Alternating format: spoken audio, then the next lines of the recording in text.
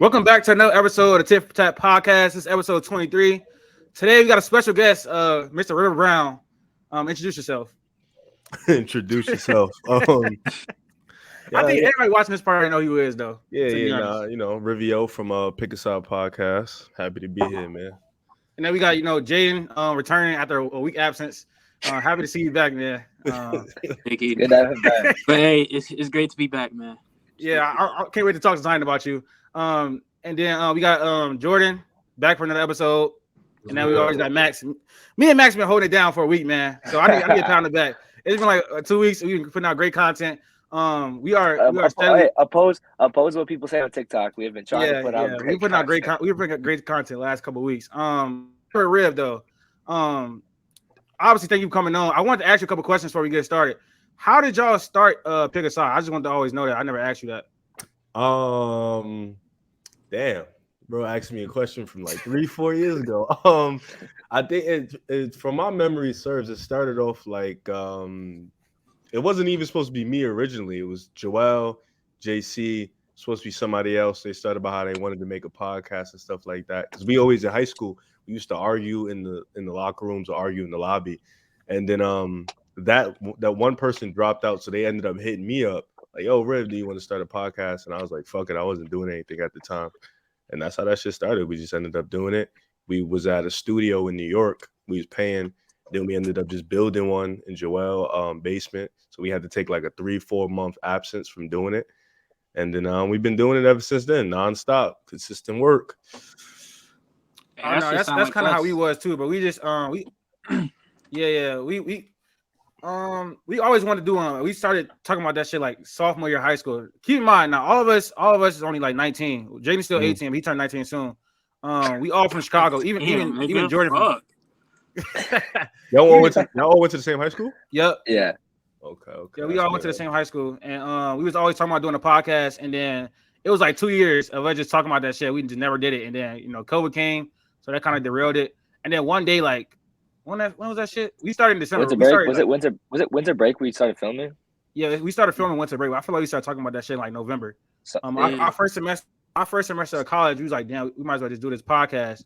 And then we just started that shit. And then it was like, I ain't gonna lie, it was like kind of like scary to even start this, bro. Like, cause one, you think like your friends gonna support you and shit, and then it be feeling like mad disappointing when even your friends don't be like watching and shit and reposting. So I think speaking for myself, I was kind of like nervous to even started, but seeing all the, like how fast we've been growing is making us inspired, bro. Like this shit ain't been fast. I'll tell you that. We because what happened was our first video, it did cool, but then like after that, we was getting bro, that's exactly how it was for us, stinking it up, and I'm just looking at this shit. I don't really care. So when some like I'm a very just like whatever. So when we wasn't getting no views, I was just like, all right, well, damn, I kind of did this for fun, anyways.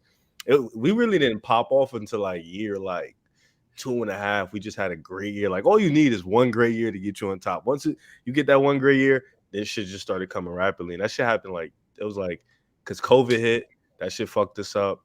And then I think it happened like I want to say like 2 years ago. We had that one great year. It wasn't even a great year, it was like a great summer. And we just popped off ever since then. But this shit been hard. I'll tell you, this shit's still hard. Yeah, I mean, it was like that for us. Our first video, it was like we got like 137 views, some shit like that. I think people were just interested, like to just see what we was doing. And like third video hit, like it was like 15 views, bro. Yeah, it was like damn. Yeah, I feel like we're all passionate about it. But at some point, it just feels like you talking to nobody. Nah, Jay, I be seeing you say some bullshit. I'm not gonna. I be seeing you say some bullshit. No, I gotta ask you a question. What's up? Before we get into it, just like, how do you feel about Zion? Like, just tell me how you feel. Zion who? Look at him already. What other Zion is there? What can I feel about him? He don't play. I don't have any feelings. I don't know how to feel about him. He never on the court. He don't play. Every time he do play, it look good, and then he go back down. So it's like I don't even know. He's a good player when he plays. I mean, if you just talk about what I've seen, defensively he sucks. Offensively, he can dominate down low. He's very strong. He's very athletic. He can impose as well. But it's just He's played 30 games and shit, bro. What do you what do you want me to do about that? I ain't gonna lie, the defense league sucks. Shit almost took me out, bro.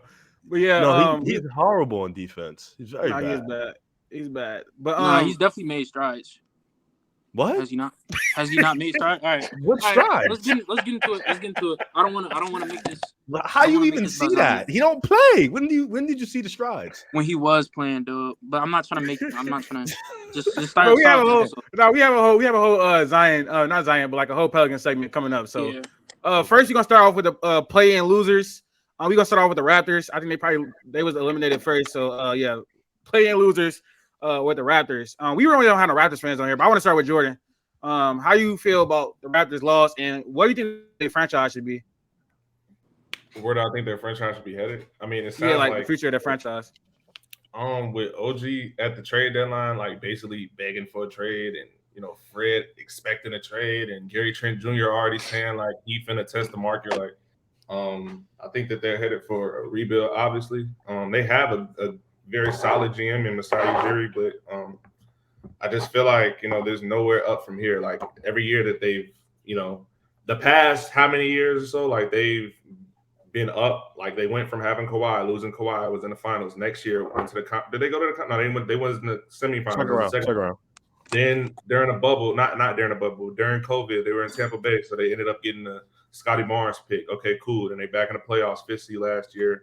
And like I said, each year they're going down. So it's like, you feel me? I just don't see where exactly they can go from here now. Like, obviously, something's not working. Either the coach, like, obviously, I'm assuming Nick Nurse. That's what I'm saying. Like, I'm telling y'all all these things going on. OG, Gary Trent, and, Fred already, acting like they want to be out. And Nick Nurse is on a hot seat already. I think you could say retool, but like these past few years, like them getting Scotty Barnes after losing Kawhi and having a Tampa Bay season, like that's retooling. Getting Jakob Porter this past year in the trade deadline, that's retooling, and we see like it's not changing any outcomes or really anything. So in my opinion, I feel like they should rebuild from scratch, and whether that means just straight trading everybody else for draft capital and building around Scotty, which is a little bit concerning. I don't think they should build around Scotty. I just think he could be a cornerstone of their franchise. So you can actually, I think Scotty can be a winner. He can be a winning player on your team. If they're going that route, then I think this is the offseason to do it. So in my opinion, I think it's time to start up that rebuild. Real, I'm gonna go to you next. What do you think the Raptors should do next? Well, first of all, they should have tanked months ago. I don't know why the direction was, hey, let's go get Jakob Poeltl and try to win some games to losing the play-in. It didn't make sense. You have a draft that you can potentially go get a star in, but that's neither here nor there. We're here now, hindsight 2020. JD said a lot of good things, and you got to look at their contract situation first. Everybody's up for a new deal next season. Like this is pretty much Pascal wants a new deal. Fred VanVleet's probably going to accept his player option. OG's contract is up next year. So even if Gary Trent too, don't forget Gary Trent. I will, but I get what you mean. Yeah, he's cool. I will. Yeah, even if you think about trading them, nobody's really going to take them because they're all on 1-year deals unless you assure they're going to re-sign with you. So I think right now, this probably is the summer to do it. I mean, Scotty Barnes, Christian Koloko, those are nice young players. I mean, Koloko showed promise at the times he has played. Scotty Barnes, I think, can still be a good winning player. But now you're put in a position where you might get a late lottery pick. Now you have to potentially hope somebody drops. You get a good player. You have to fit around them. I don't know who would drop late in that lottery for them, but I think rebuilding is you're going to kind of have to play with this same squad next season and kind of just let them ride it out for the last year. Make it your last hurrah because you don't want to re-sign on these guys and get yourself stuck with these players. And then Nick Nurse is probably already going to leave anyways. So I think the rebuild just comes from letting this team ride it out one more year together. They're all on last year deals and then start scratch from there. Yeah, I was thinking about letting them ride it out too because like the trade like value is low for all these players. Even Pascal, who had another great year for the Raptors, but he has one more year left on his deal at $37.8 million. I don't know how many teams are looking to add him. I think he would probably go to the trigger on OG. They should have pulled the trigger regardless. Yeah, 2 first-round picks. Take it. Yeah, they had offer for 3 first-round picks, and they had, I don't know what Masai Ujiri doing, bro. So yeah, like you said though, they probably gonna have to ride it out. Everybody on their roster is on a 1-year deal. Gary Trent, Fred. I mean, I think even OG gonna be Jakob too. also his shit done this year. Yeah, so that was a rental too. So yeah, they can just unload in the offseason. You know, Masai Ujiri is good at rebuilds. He's a good GM. So I think I trust in them. I think they want to be relevant at the Kawhi, and it's time, you know, to get out of that mediocrity. You know, we're gonna talk about another team too, coming up that the Bulls that need to do the same thing. Just get out of mediocrity. Like y'all can compete for a playoff season, a playoff spot every year, but you should want higher aspirations than for your team. So that's where I'm going with that. I just think they kind of fucked up because like you said, this draft would have been good to tank, and they didn't. So their draft pick is not even gonna be good. I don't know who people are talking about. Like someone you like. They don't have it. They don't have a first round pick this year. No.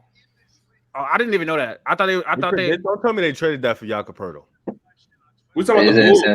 No. We talking about the Raptors. No. We talking about the Raptors. Oh, sorry, my bad. I was about to say, oh my God, don't tell me they did that dumb shit. Nah.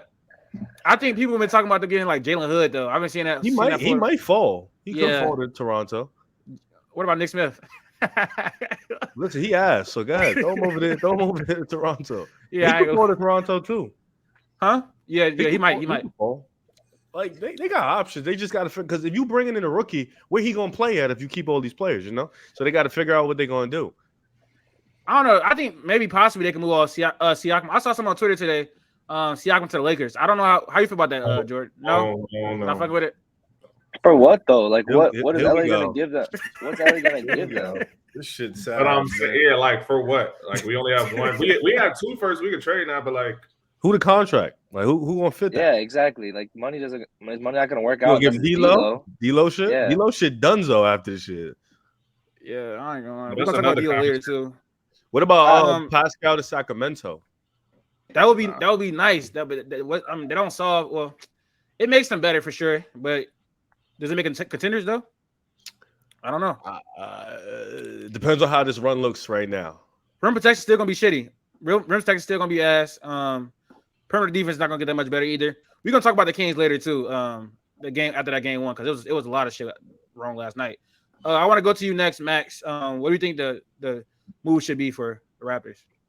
Yeah, I mean, we all thought at the trade deadline it'd be like a rebuild time. They decided to retool, so that obviously doesn't make sense. I think with the 1-year contracts, I think like championship teams are obviously that can be attractive because they're not locked up and tied up in money with these guys. But at the same time, their offers are not going to meet what Masai wants.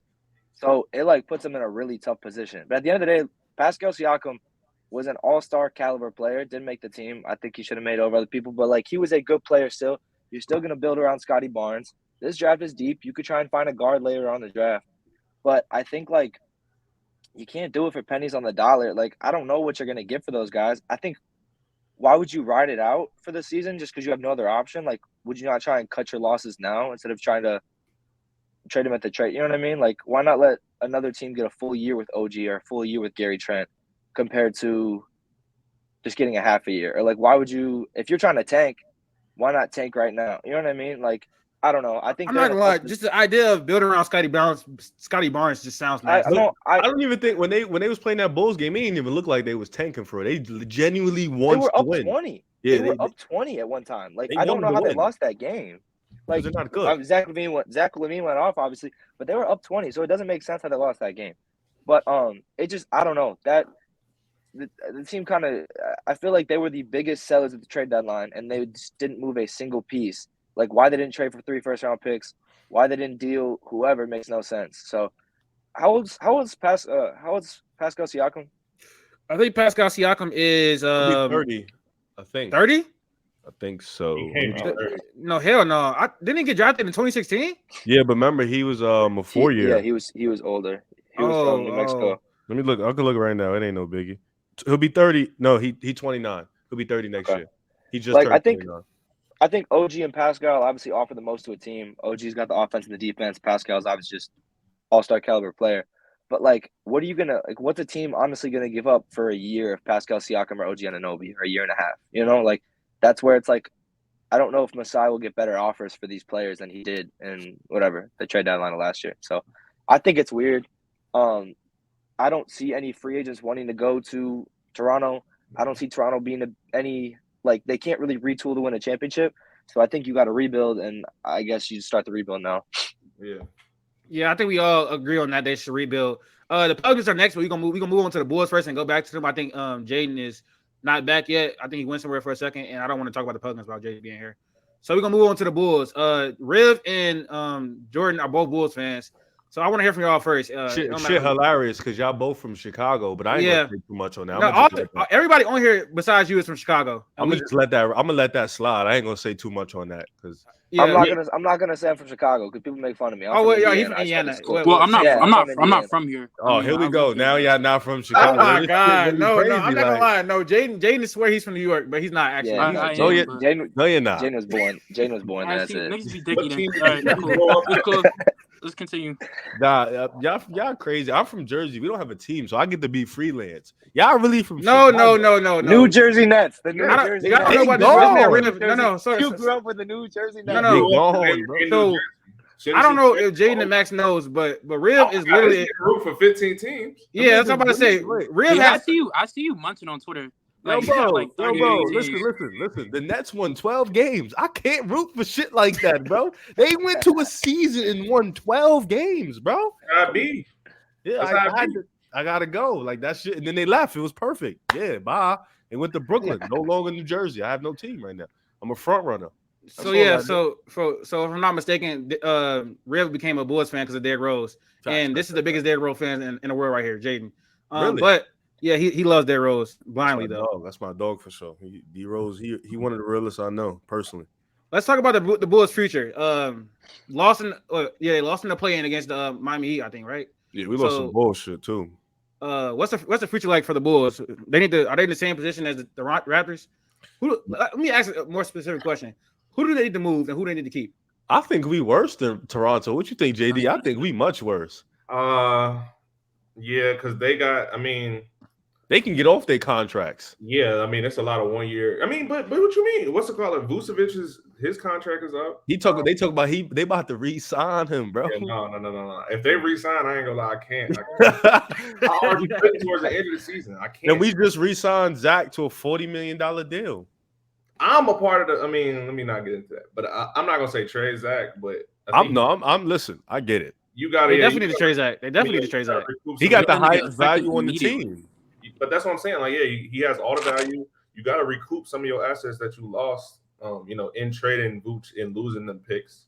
So we have to make up for the picks in the first rounders that we lost in the future that we lost just trading for him. But overall, I would say rebuild, but it sounds like the front office is not interested in the rebuild at all. Especially going to what they had going on. Like me, like I be telling Rev all the time, like I was there the Paul Zipser years, the years when Campaign was starting at point guard. Like those was terrible years. Yeah, like I can't. So I understand them not wanting to go through another rebuild like that. But I personally think it's time for a rebuild. But because when you look around at the landscape, you look at the contracts that they're giving out or that they have out. Like, yeah, you just gave Zach what did he get? 4 years, 5 years, 220 or something like that. Like. And then you look at DeMar. DeMar is 35 now. Lonzo is let me not like you feel me? It's just too many different things going Lonzo should only 20 mil though. They might compensate us for that. If he still don't play. Not gonna play. They're gonna compensate us for that. Listen, I'm gonna say this, JD, because you acting crazy right now. We not as bad as you think. We not as bad as you. If we had y'all pretty bad. Y'all pretty bad. If we had Pat Bev all year, we was a 6 seed. I swear to God on my life. Hell no. These are so delusional. If we had Pat Bev all year, we'd have been a 6 seed. But that's not the here nor there. You are delusional. You like Zion Williamson. But that's not the here nor there. I'm gonna speak on the Bulls right now. It's tough. We do have the Portland pick next year. We're getting that for a fact because it's lottery protected, so we do get that. We do get that next year, so that's very important. I don't think Portland going to be that good next year. Zach is probably the most valuable to trade, and if you look at Zach's game, I think he fits towards a number 2 or a number 3 on a championship level team. I think he has that skill set, so that's something teams could be looking for. I do think it is going to be a little bit hard to move because of his contract, but if you don't be too greedy and if you just settle for a first or a second, some little whack players with a couple deals. A first or a second? No. Like 2 first or 1 first. You know what I'm saying? Like you got to settle. No. They need more than one. They need more than one. Bro, listen, I get what y'all saying. I truly do. But yo, you can't be stingy in the market no more, bro. You be stingy, you end up with the same thing. I say 2 first and like 2 nasty ass contracts. I need 3 firsts. Oh, hell no. We ain't getting it. We ain't getting 3 firsts. If not, then 2 firsts in what, 2 seconds? What you mean? Okay, the seconds is valid, but you gotta think his injury concern. We're not getting 3 firsts. He probably going to the Knicks though. To be honest, if he's going to the Knicks, I'm gonna need them 3 firsts. Nah, we can get some of their young players. Okay, so RJ Barrett. What young players? What young RJ Barrett? That would be RJ Barrett. What young players? I promise you, if they give RJ Barrett, I'm not coming back. That's the only way it'll work. That's the young players you taking from New York. Now we can get no, they got Fournier at the bottom. That's 18 mil. Come in. Oh, what young players? What young players do you want from New York? Fournier, who's on an expiring contract. Yeah, I understand why you saying Fournier, but yeah, you got to make the money work. You got to make the money. Okay, work. so you got what's that? Fournier on the 18 mil. Grimes. Yeah. You give us one of them young boys. Yeah, you give us one of them young boys. They're not giving no Grimes. They're not giving no Grimes. But give us quickly. For Zach Levine. No, they're not giving no Grimes. They're not giving no Grimes. No, they're not. So give me quickly. I fuck with Grimes, bro. He a lockdown defender, and he's a 3-and-D player. Lockdown is a stretch. Well, not lockdown, but he's a good perimeter defender, and he can knock down threes. I mean, Zach increases your ceiling, obviously, but I'm not giving up Grimes. I'll give y'all quickly.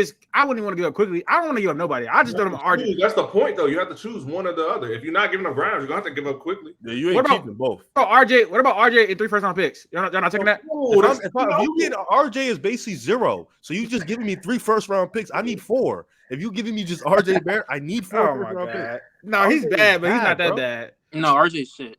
Yeah, it's tough. RJ Barrett, and if we still have DeMar, that's a nasty ass lineup. No, I need 4. If you're gonna give me RJ, I need 4 first-round picks. DeMar gotta go. I ain't gonna yeah, DeMar do gotta go. Y'all need to trade DeMar DeRozan. Y'all need to trade Zach LaVine too. Trade DeMar. DeMar's a free agent, ain't he? Next year. No, they can trade DeMar. They can trade DeMar. Don't he? Can he opt out right now? No. He won't opt out. Come on. Hell no. He gonna opt in and they're gonna trade him. They're gonna trade him. Definitely opting in. He gonna opt in. Another team will give him 30 million. We gotta play like Caruso. We could sneak a first from a playoff team. Yeah, that's true. We could sneak a first from a. You want to trade Caruso? But yeah, that's rebuilding. Yeah, if we rebuilding, if their team's terrible, there's no need. Are we retooling or are we rebuilding? No, I want to rebuild. They ain't no you can't retool this roster. The player y'all need to keep is Patrick Williams. You guys because the front office is in a position. Okay, what happened was the front office got greedy with that first shit. They got Alonzo, they got Zach, and then they had that little run that looked real cute. So they still banking on them 3-4 months. The front office got to understand, though, this is a team that cannot be ran by DeMar and Zach. Both of them are not high-level ones. They're not even low-level. I don't think that they're trying to go back to 2018 Bulls. Like I don't think that they're trying to go from that quickly. Like from 5 years, like they were the number 1 seed when the whole team was healthy. I agree, but maybe if they draft fucking right, then that wouldn't be a damn issue. I agree, but I'm just saying I'm just putting myself in the shoes of the of the front office. Like you feel me? They've been very vocal saying that they don't want to rebuild. So I think if it's time to retool, then you feel me. So they don't have a first-round pick this year. Is that what y'all telling me that they don't have a first-round pick this year? No, Orlando's got it. How we gonna retool? And we got 5 guards. 5 guards. They all 6'4". Kobe White gotta go. I've been saying that all year. Y'all just keep Kobe White. 5 guards. We got 2 wings, and one of them can defend. I'm not gonna lie. Patrick Williams, his potential is not that high. I'm not high on him. Like he's Patrick Williams is decent. Patrick Williams, he's gonna be a good role player for the rest of his career. Patrick Williams can, Yeah, so that's it though. But we buy it out of here, please. You can trade Caruso too if we get in some draft capital. But yeah, we could sneak a first. Like if a team like if Miami had a first-round pick, we probably could have got it from them. Caruso is definitely worth the first-round pick for sure. Not no lottery pick, but definitely like a first-round late. Like if Milwaukee had one, they would have threw us a first for Caruso, like a team like that. But like we like it just depends on what, like if the front office want to retool, I'm very curious to see how they retool. If you're gonna bring back the same starting 5, it's not gonna work. Like it ain't gonna make sense. If you're gonna keep bringing back Vooch, he can't defend. You're going to keep bringing back Zach, DeMar. We already know that dynamic doesn't work. Zach looks better with the bench players. Like Zach looks better with the role players than the starters. So that to me is an issue right there. And then DeMar refuses to defend. Like there's never been a day he will defend. He's not going to do it. So it's like I think y'all should keep Drummond too. Y'all should keep Drummond too. To be honest, but he don't play. I'm just saying. When he do play, he's a good effort guy. I'm be honest with you, Derrick Jones is better than him at the 5. No trolling. No, I'm dead ass. Who do you think Drummond is? Who do you think Drummond is? So now we saying when he do play. So that's just for certain niggas. For certain niggas, that's what only applies to. Okay, I got you, bro. Can you wait? Stop doing the Zion subliminals. We're gonna get to him. Now, y'all want to see Billy Donovan fired? He got to go, right, too? Billy Donovan got to go. Billy Donovan? I don't think he that bad. He not bad. He pretty mediocre to me. I think the number one issue was defense coming into the year. Like, well, it was coming into the year, like midway through the year was defense. And you pick up Pat Bev, and you feel me? Y'all defense flipped before Pat Bev. Huh? Y'all defense was like one of the best in the league. Like post. Yeah. In 2023, yeah. But I'm saying now, like the offense is. Yeah, I think Billy is the last problem on the list. I wouldn't look at him. He's one of the last problems on the total poll. I think it's just, you feel me, the fit of certain players on a roster like this, like Vucevic. I'm telling you, got to go. I'm sorry. No, I've been saying this is last year. That's the crazy part. He's really good on offense, though. I like Vucevic on offense. He's really good on offense. Stop. What do you mean? Stop. He's really good. No, he is. He can't even. Yo, we traded for him to be a stretch. He can't do that no more, bro. It's not consistent. Last year he was missing every hook shot known to man. I mean, I don't know. So I think he can be like. Can you think he can still start in this league? Can he still start in this league? Sure. Yeah, sure, cool. Yeah, I mean, it ain't 30 good centers in the league, so I ain't saying much. Okay. You think it's 30 good centers in the league? You crazy? I don't think there's 30 good centers. I don't know, bro. I think Vucevic is a positive on offense. He's just a very, very bad negative on defense, and that's the main problem. What's positive on offense? You don't like even know. As a pick and pot to the mid range. He's been really good. Like you going off the narrative? What you mean? In the mirror, yes, he can. In the mirror, yes, he can. Consistently, it's not. Huh? Vucevic in the mid range, bro. I watched when I watched him. The other night, he's not what you acting like he is either, though. Like that nigga can't shoot. That nigga's not aggressive. Like the shit is actually annoying to watch. And then I wanted to go back. You said you like P. Will. That nigga's the same way. He's not aggressive on offense, and that shit is annoying. He can't be. He gets a poster every game. I'm sorry. Every time I watch the post that does not mean he's aggressive. He's not aggressive on offense. Really. Right. Huh? He has the capabilities, bro. But I get what I'm with you. I agree. He when he shows out, it's like, yo, it's there, but he just don't do it. Thank you. But I think that's more like coaching. Like you got to put that confidence in him. Nah, I just think he just never was going to be that. That's not who he came out. Like when coming out of Florida State, he was never going to be that. I don't know if he was comparing him to Kawhi Leonard. That was just outrageous. Like no, because he has the same like hand, like the physique, the physical. He has the same physique as Kawhi. That's why he was compared. Me and Michael B. Jordan is the same skin complexion. I just want to put that out there. No, actually not. That's the craziest part. Yeah, really not. Yeah, we are not even close. No, dead ass not. But that's besides. Where are we going? Yeah, but you gotta think he like the offense is run straight through DeMar and Zach, so it's like and Vooch then he ain't got many options, and then they be giving that shit to Kobe White, and then IO be taking them dumbass threes. Yeah, Kobe White his respect. He balled out this year. He averaged 9 points a game. Did Kobe White not ball second half of the year? Yes or no? I said he got better. You said balled out. We on a different spectrum. I don't think he balled out. He got better. He's been steady. He comes y'all should keep him, man. Y'all should keep him. Yes or no? No, they shouldn't. Nah. How many people want to keep him? Y'all want them to get rid of the whole roster? If we could get a first out of Kobe, I'm here for it. If we could get a first out of Kobe, no first rounder for Kobe White. So who is going to be our roster next year? Y'all trading everybody. Like what? So Kobe, DeMar, Zach, everybody's leaving. Rebuild, bro. Huh? Yeah. Well, we can match anything. Let his ass leave. Let his ass walk. Somebody offer. Yeah. JD. I mean, I know how you was talking about the 2018 Bulls and how hard that shit was to watch. I remember that like firsthand, bro. I remember when Felicia was getting minutes, so every time he did something dumb, he would make this dumbass face. Man, Felicia, like I understand. Like, that shit, bro. Bro. Like that shit like hurts to think about, bro. But we really that's something that we need to go back to, bro. No, I don't like when we strive. Yeah, but like I said, I see both sides of it. Like I understand. Like I'm personally, the Bulls going to another rebuild. I can't do it. I'm sorry. I can't watch. What are you going to do? That's their only option. That's what I'm saying. It's good. I'm not gonna say it's good to be mediocre, but you want them to retool? Decent to be. Let me speak, nigga. It's good to be mediocre when you have some type of plan. You know what I'm saying? But it's not good. It's not good when your only plan is to be mediocre. Like DeMar and Zach LaVine is not gonna get you anywhere. Like we obviously see that. Lonzo, he may never pick up a basketball. Like let's be real. So it's time to rebuild. Yo, this hilarious that you saying that. You a Zion fan. Like dead ass funny. Like, this is hilarious. That's in the Bulls segment. Most of us, well, 3 of us here from Chicago, and it's hard to see the Bulls suck. I don't even watch them for real. It don't matter. It's the vibe of the city. You watch the Bulls? It's the vibe of the city. Yeah, I respect that. Your man Latif, he's done, bro. I'm sorry, I can't vote. I can't vote for that. That shit is nasty. I can't watch that shit every day, bro. I'm sorry. You was watching Westbrook last year. I know you was watching Westbrook last year. I know you was doing that. I close my eyes every time he touched the ball. Nah, see, I'm sorry. You had the nerve to watch that nasty shit last year, but you can't watch the Bulls this year. That's crazy to me. And you was watching, and before the deadline, you was watching that Westbrook nasty shit still, which is crazy. Hey, let's move on to the Pelicans. This is obviously a topic that we're gonna start with Jaden here. It's time running out for Zion. It's his time in the league on the Pelicans. In the league. It gets crazy.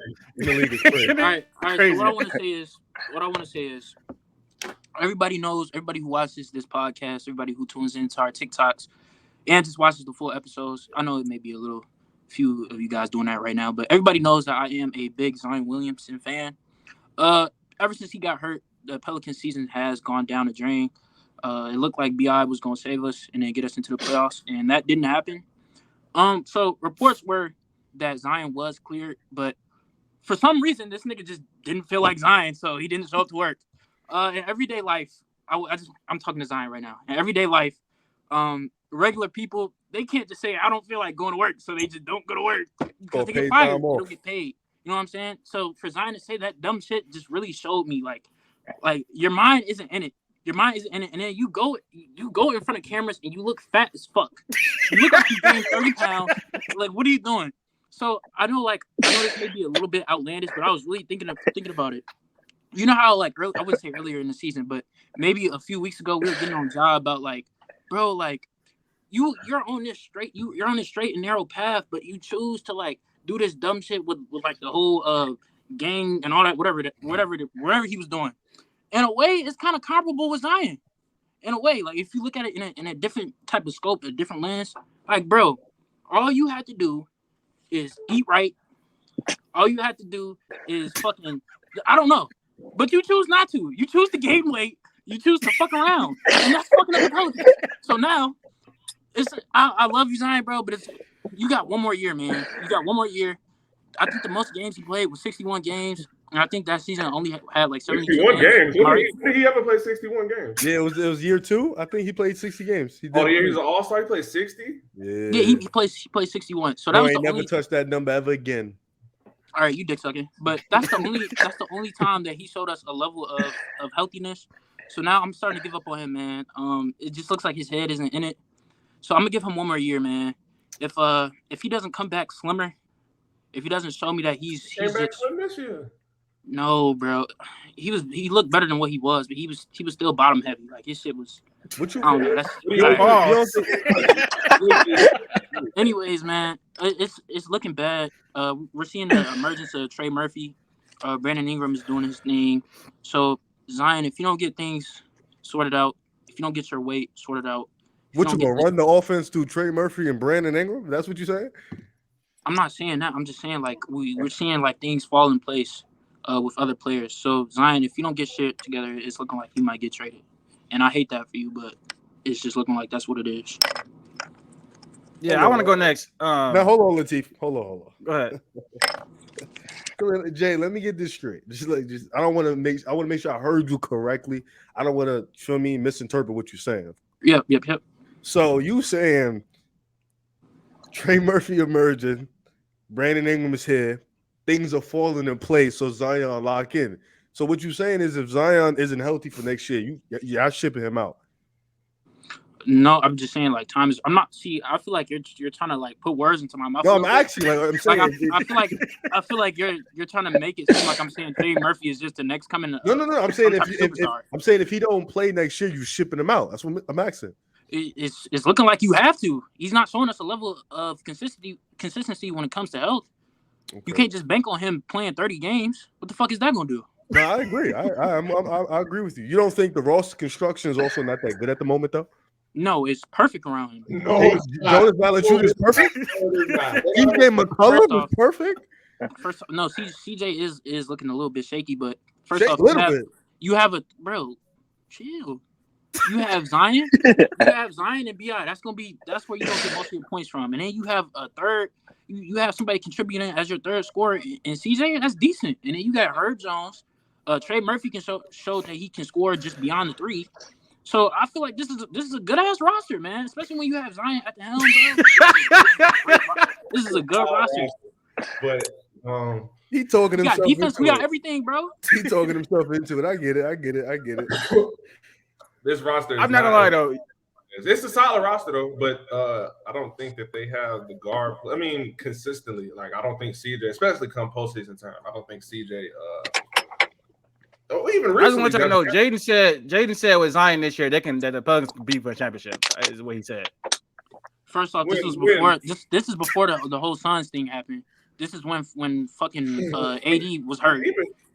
This is when Bron was bullshit. It was first in the West. You thought that they could for real compete to win the championship? I thought that they could beat the Lakers.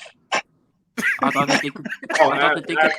Yes. He thought they could compete for a championship. Yes, bro. This is when they had Russ and shit, bro. Like, please. So you still thought that they could beat the Nuggets and the Clippers and. Yes. So yeah, you did. Would I be crazy? Like I don't think that's such a crazy statement. Crazy. Yes. Y'all rolling out JV in playoff series. Come on, gang. JV on Jokic, Zion on Jokic, CJ McCollum in late games. Bro, see, y'all say this shit. First off, it's never gonna be 1-on-1. Like you got to scheme up against shit. Like it's the playoffs, bro. It's not gonna be 1-on-1. Second, y'all say this for certain people? Who the fuck is gonna stop Zion? Who's gonna stop himself? Aaron Gordon. Nigga said Aaron Gordon. Stop. Remember when you were saying Ben Simmons? He just ate that nigga up. Aaron Gordon was crazy. I'm not. No, the problem with the Pelicans though is like they have like off the bench, the Oklahoma City Thunder. Their bench depth is not that good, to be honest. I mean, besides like Herb Jones is not a scorer. Trey Murphy is starting now. So and then I'm not counting on Jose Alvarado in the playoffs. And then like the rim protection is trash. It's bro. I'm not. You talking about some scheme, bro? Ain't no scheme stopping Jokic. It's not, bro. It's not because y'all trapping him. He has like 4 shooters out there. It's gonna get bad. So.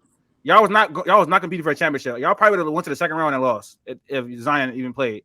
Y'all was never beating the Lakers.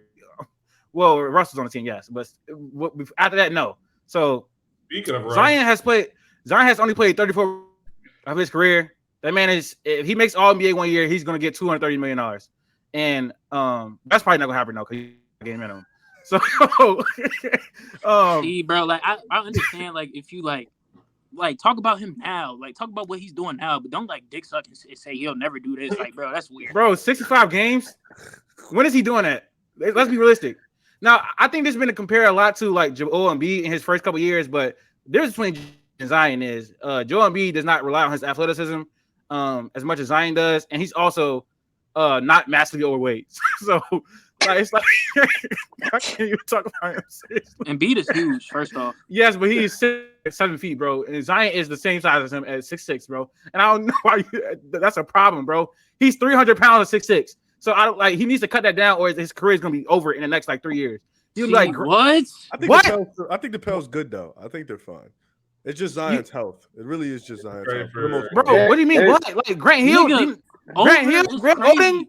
What do you mean over? His career is not gonna be over. Y'all just say dumb shit, man. Like it's getting ridiculous. First it's the buzzword, and now his career's gonna be over. Like, okay, if he gets injured, is his career not gonna be over? No, his career not gonna be over. Like, yes, it will be. This is insane. If he he's gonna have to change his play. If he gets injured over and over, he's gonna have to change his play style. 6'6", 300 pounds, bro. I don't think all his injuries came from his play style, though. It didn't. Oh, y'all think so? Zion been playing basketball since like at a high level since he was like 12 years old, bro. It's just his diet, bro. His diet is terrible. I don't think the last time he got hurt because of his play style. I think he just. No, the hamstring injury is a diet thing for sure. Like it's like stretching. It's like little stuff. Stretching, how much water you drink, stuff like that. But stretching isn't a diet thing, buddy. Stretching is whatever. It's like things you can. I wanted to say it's like something you can control. It's like something you can really control. Like and then you take 4 months off. You need to be playing. This is the biggest time of basketball. The playoffs are playing. To be fair, you need to be playing. To be fair, you can't. There's no timetable for a hamstring injury. Bro, he was supposed to be out for like a month. Bro, he took 4 months. Bro. Yeah, that's what the doctors tell you. It was another setback. But there's no timetable for how you feel about your hamstring because your hamstring can tear at any moment. So a doctor could say you're technically cleared, but it's a hamstring. You can't. There is no real timetable for a hamstring injury. I mean, you're saying it's just gonna. I feel like a lot of NBA. Yeah, it could, but it heals on its own. But you don't know when it actually hit. Like Zion could have very well been dunking, and he'd be like, "Nah, I feel like it's about to tear again, so I cannot play this game. I'm not ready."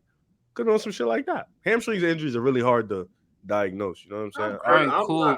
But what can explain his massive weight gain? Did you see his neck? Did you see his face? That nigga got huge. He got huge again. So what is that? That don't have shit to do with his hamstring. Yo. He could be riding a bike, bro. He could be doing something, bro. And then like He's not serious about himself, bro. He's not serious. That's what I'm saying, bro. That New Orleans school good. I heard. If you know you can't work out, bro, or some shit like that, like how you used to, change your diet. Be serious. And I don't think he's serious right now. I just feel like people should follow the model of LeBron James. Just put 1 minute. Just put $1 million in your body.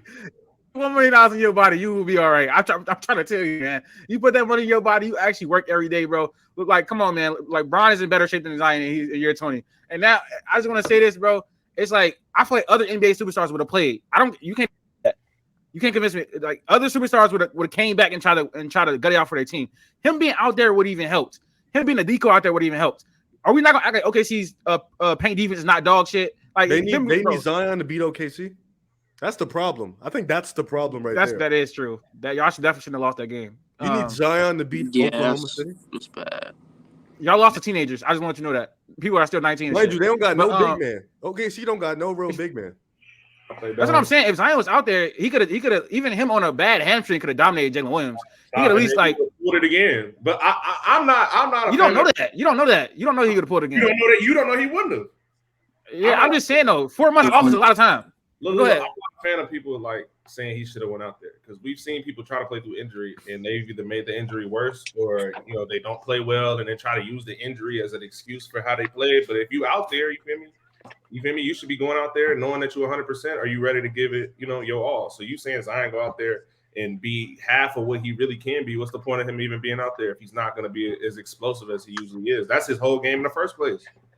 No, so I saw Steven Jackson say something about this through injury and like AD in 2021, a year after the bubble, he went out and tried to play through a groin injury and made it worse. Zion could go out and make his hamstring injury worse. He already suffered a setback. What's the point? Yeah, but Jordan, though, and I seen Steven Jackson say this earlier.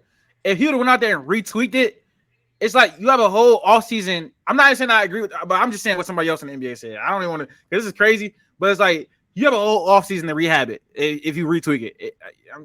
What do you feel about that statement? Like, so he should go out there. So if he get hurt, and then deal with it when he get hurt. Yeah, that's a weird. Steven Jackson said that. Steven Jackson said that. That's a weird statement. Steven Jackson is a fucking idiot. I'm just saying.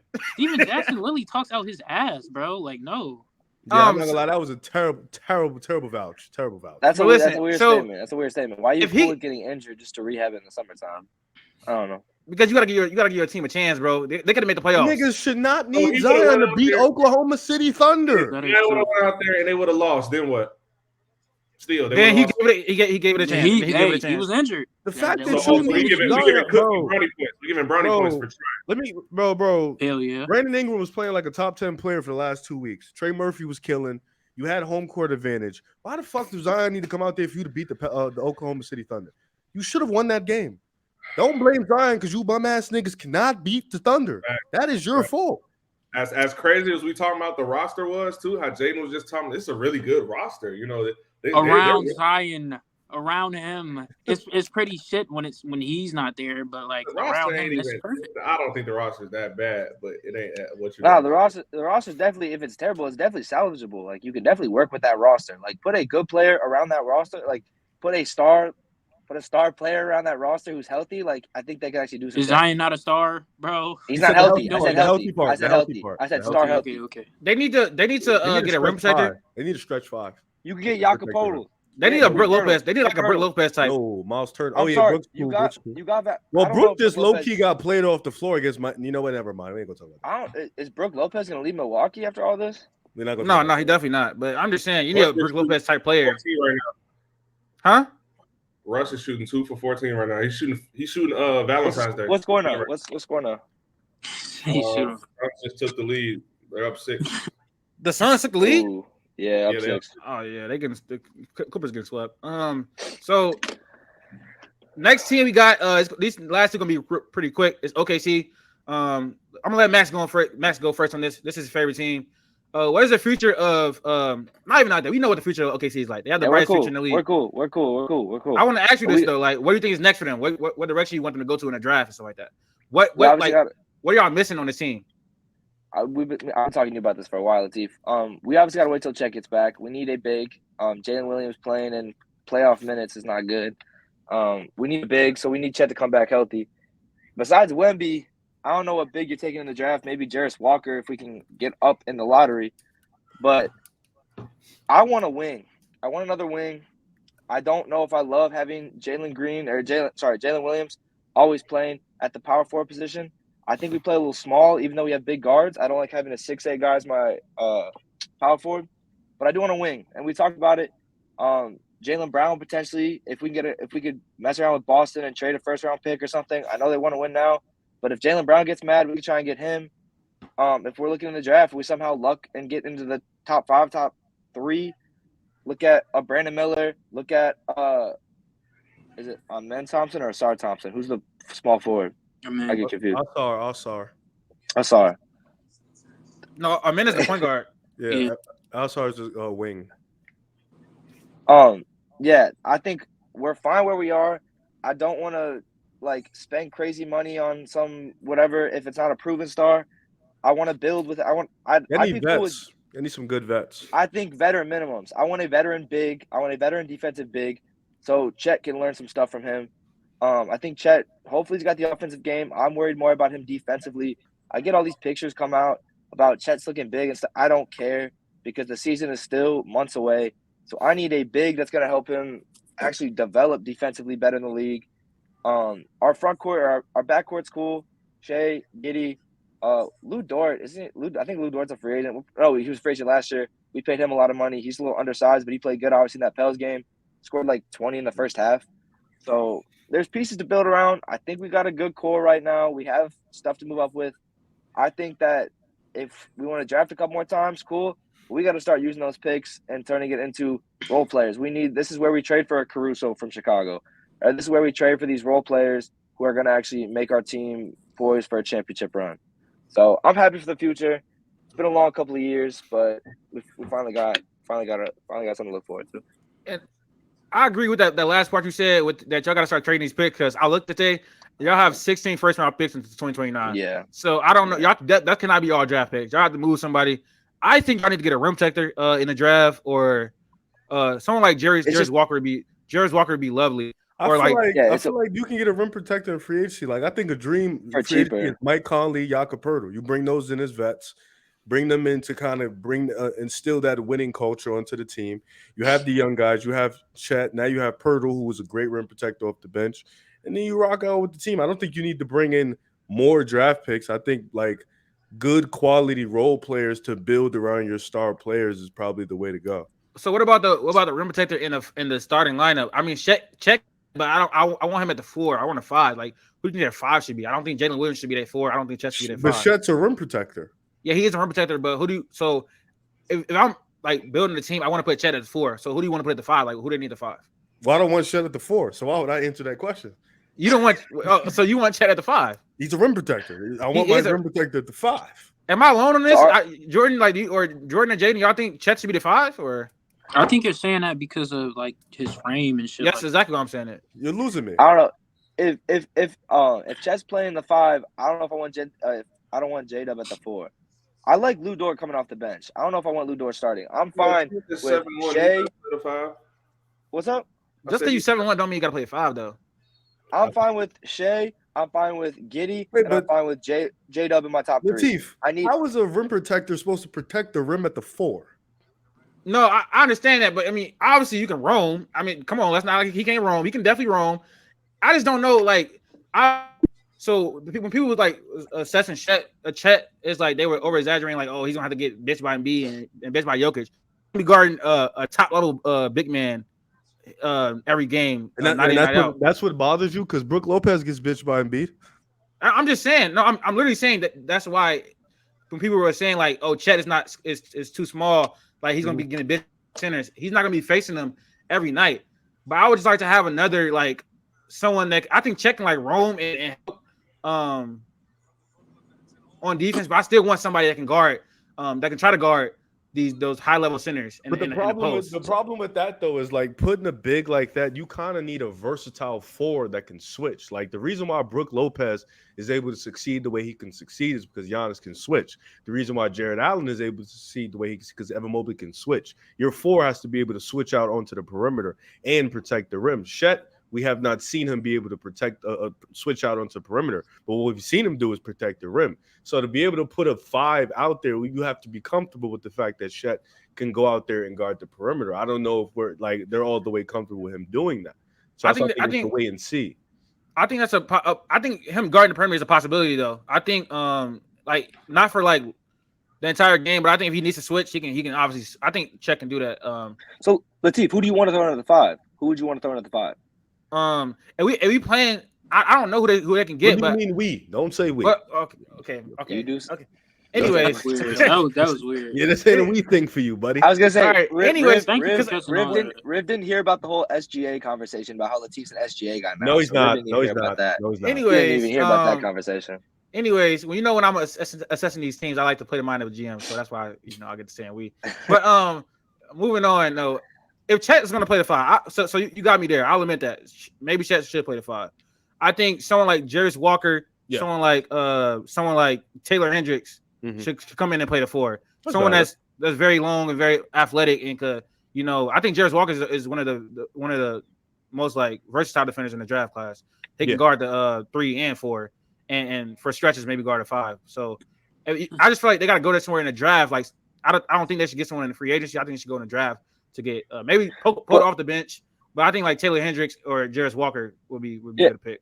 I was gonna say what we were saying though about the veteran leadership. Like being a young team's great, like growing together is great, but I do think having some sort of veteran mentorship leadership on the bench is obviously gonna be good.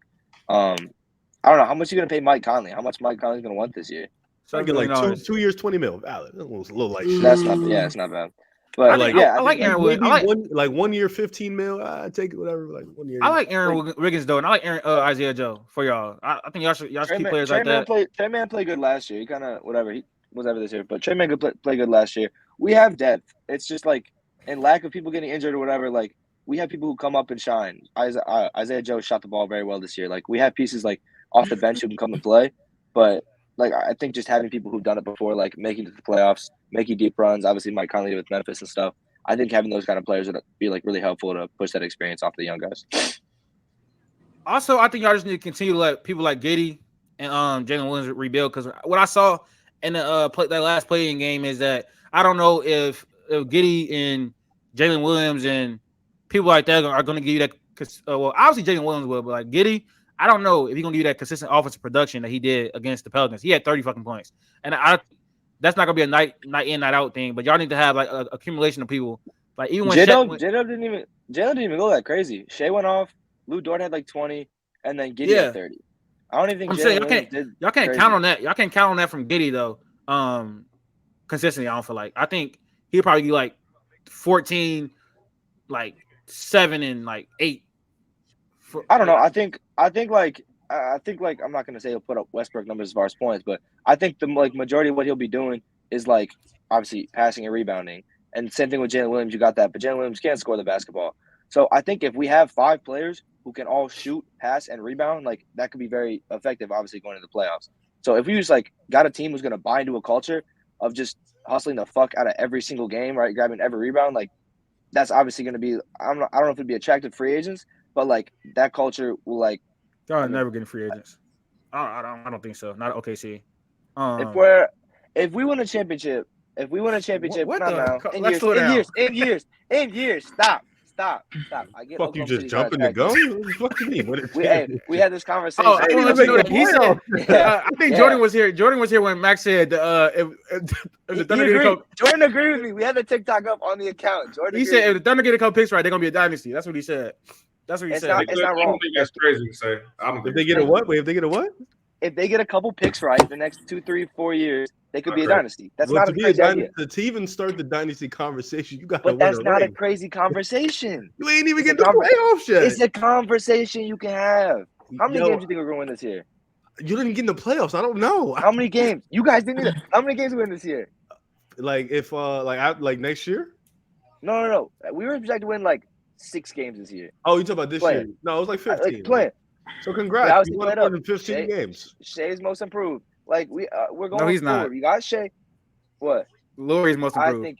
We're not going to get it back into this match. Yeah, we can have this conversation. Listen, I'm not saying you guys aren't going in the right direction, but damn, make the playoffs. It's not crazy to say that. It's not crazy to say if you had a couple picks. You know, I think you jumped a step. I see where you're going, Max, but I just feel like dynasty is the wrong word. But I see what you're. I guess.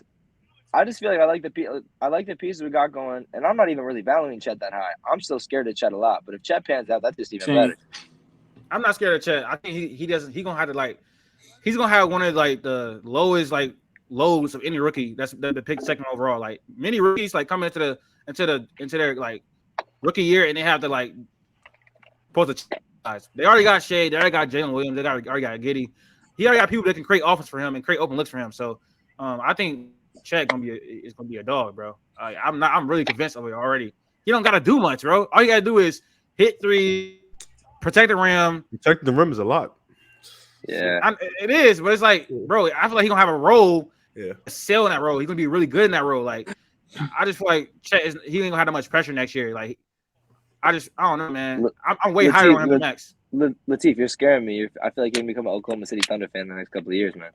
Bro, I don't know why I can't like join fan bases. Like, it's a problem when I do it.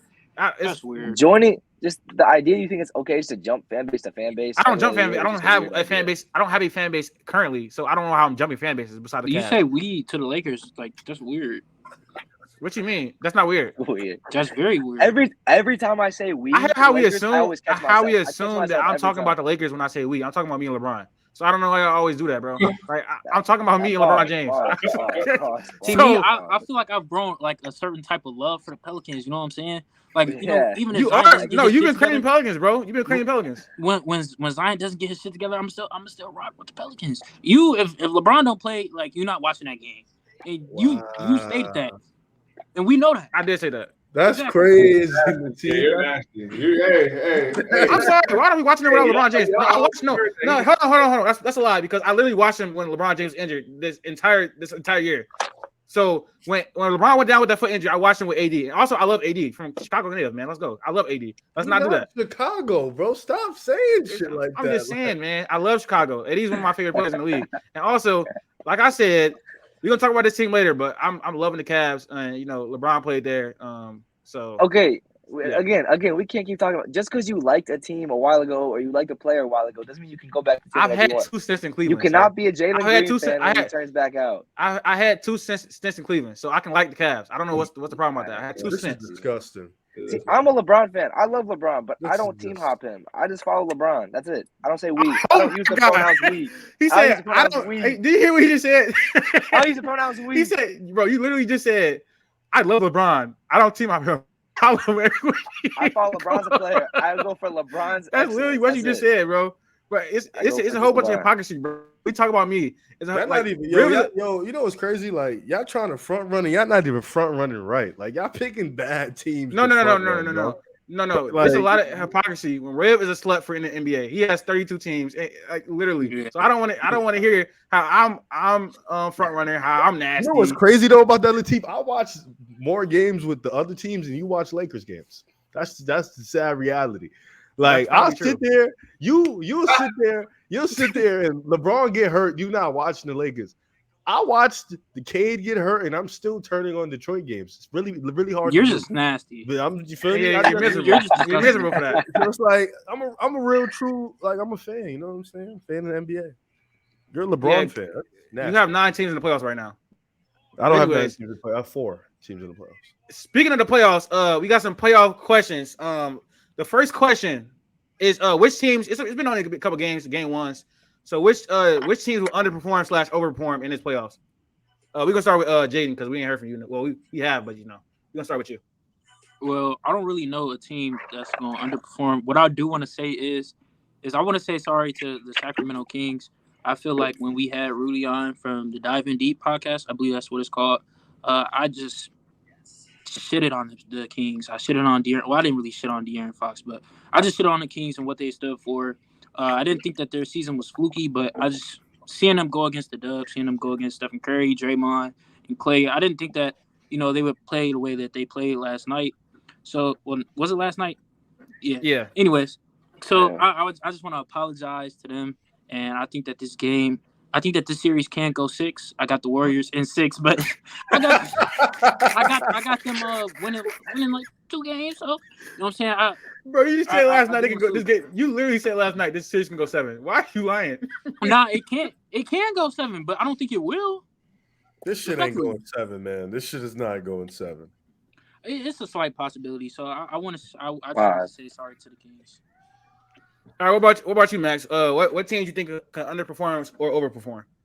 I'm not buying into the Kings stuff yet. I guess I think I don't know. The script definitely has them winning game 1, first playoff win in all my life. Like they had to win 1 game. I think 5-game series, whatever. I'll take Warriors at 5. Doesn't really matter. I'd say I guess Miami, just in lieu of the injury, like Miami could actually do something depending on how Giannis is feeling. I'm saying win a series. Ooh. Miami. Beating who? No, they can't. They're playing the Bucks. And Giannis the Bucks? Yeah, they're not beating Giannis without Jimmy the Butler Bucks. is that. No. Well, without Giannis, they got it. Series, exactly. That's what I'm saying. If Giannis is not playing, no, he's gonna be back next game. So wait, is that overperforming or getting lucky? Whatever you want to say, it might happen. So I don't care if you say overperforming, underperforming. Without Tyler Hero is crazy. Without Tyler Hero is actually crazy. Yeah, that's what I'm saying. With or without Giannis playing, they're not beating the Bucks in 7 games. I don't know. Jimmy Butler is Jimmy Butler. I'm on their ass if they lose. I don't care what happened.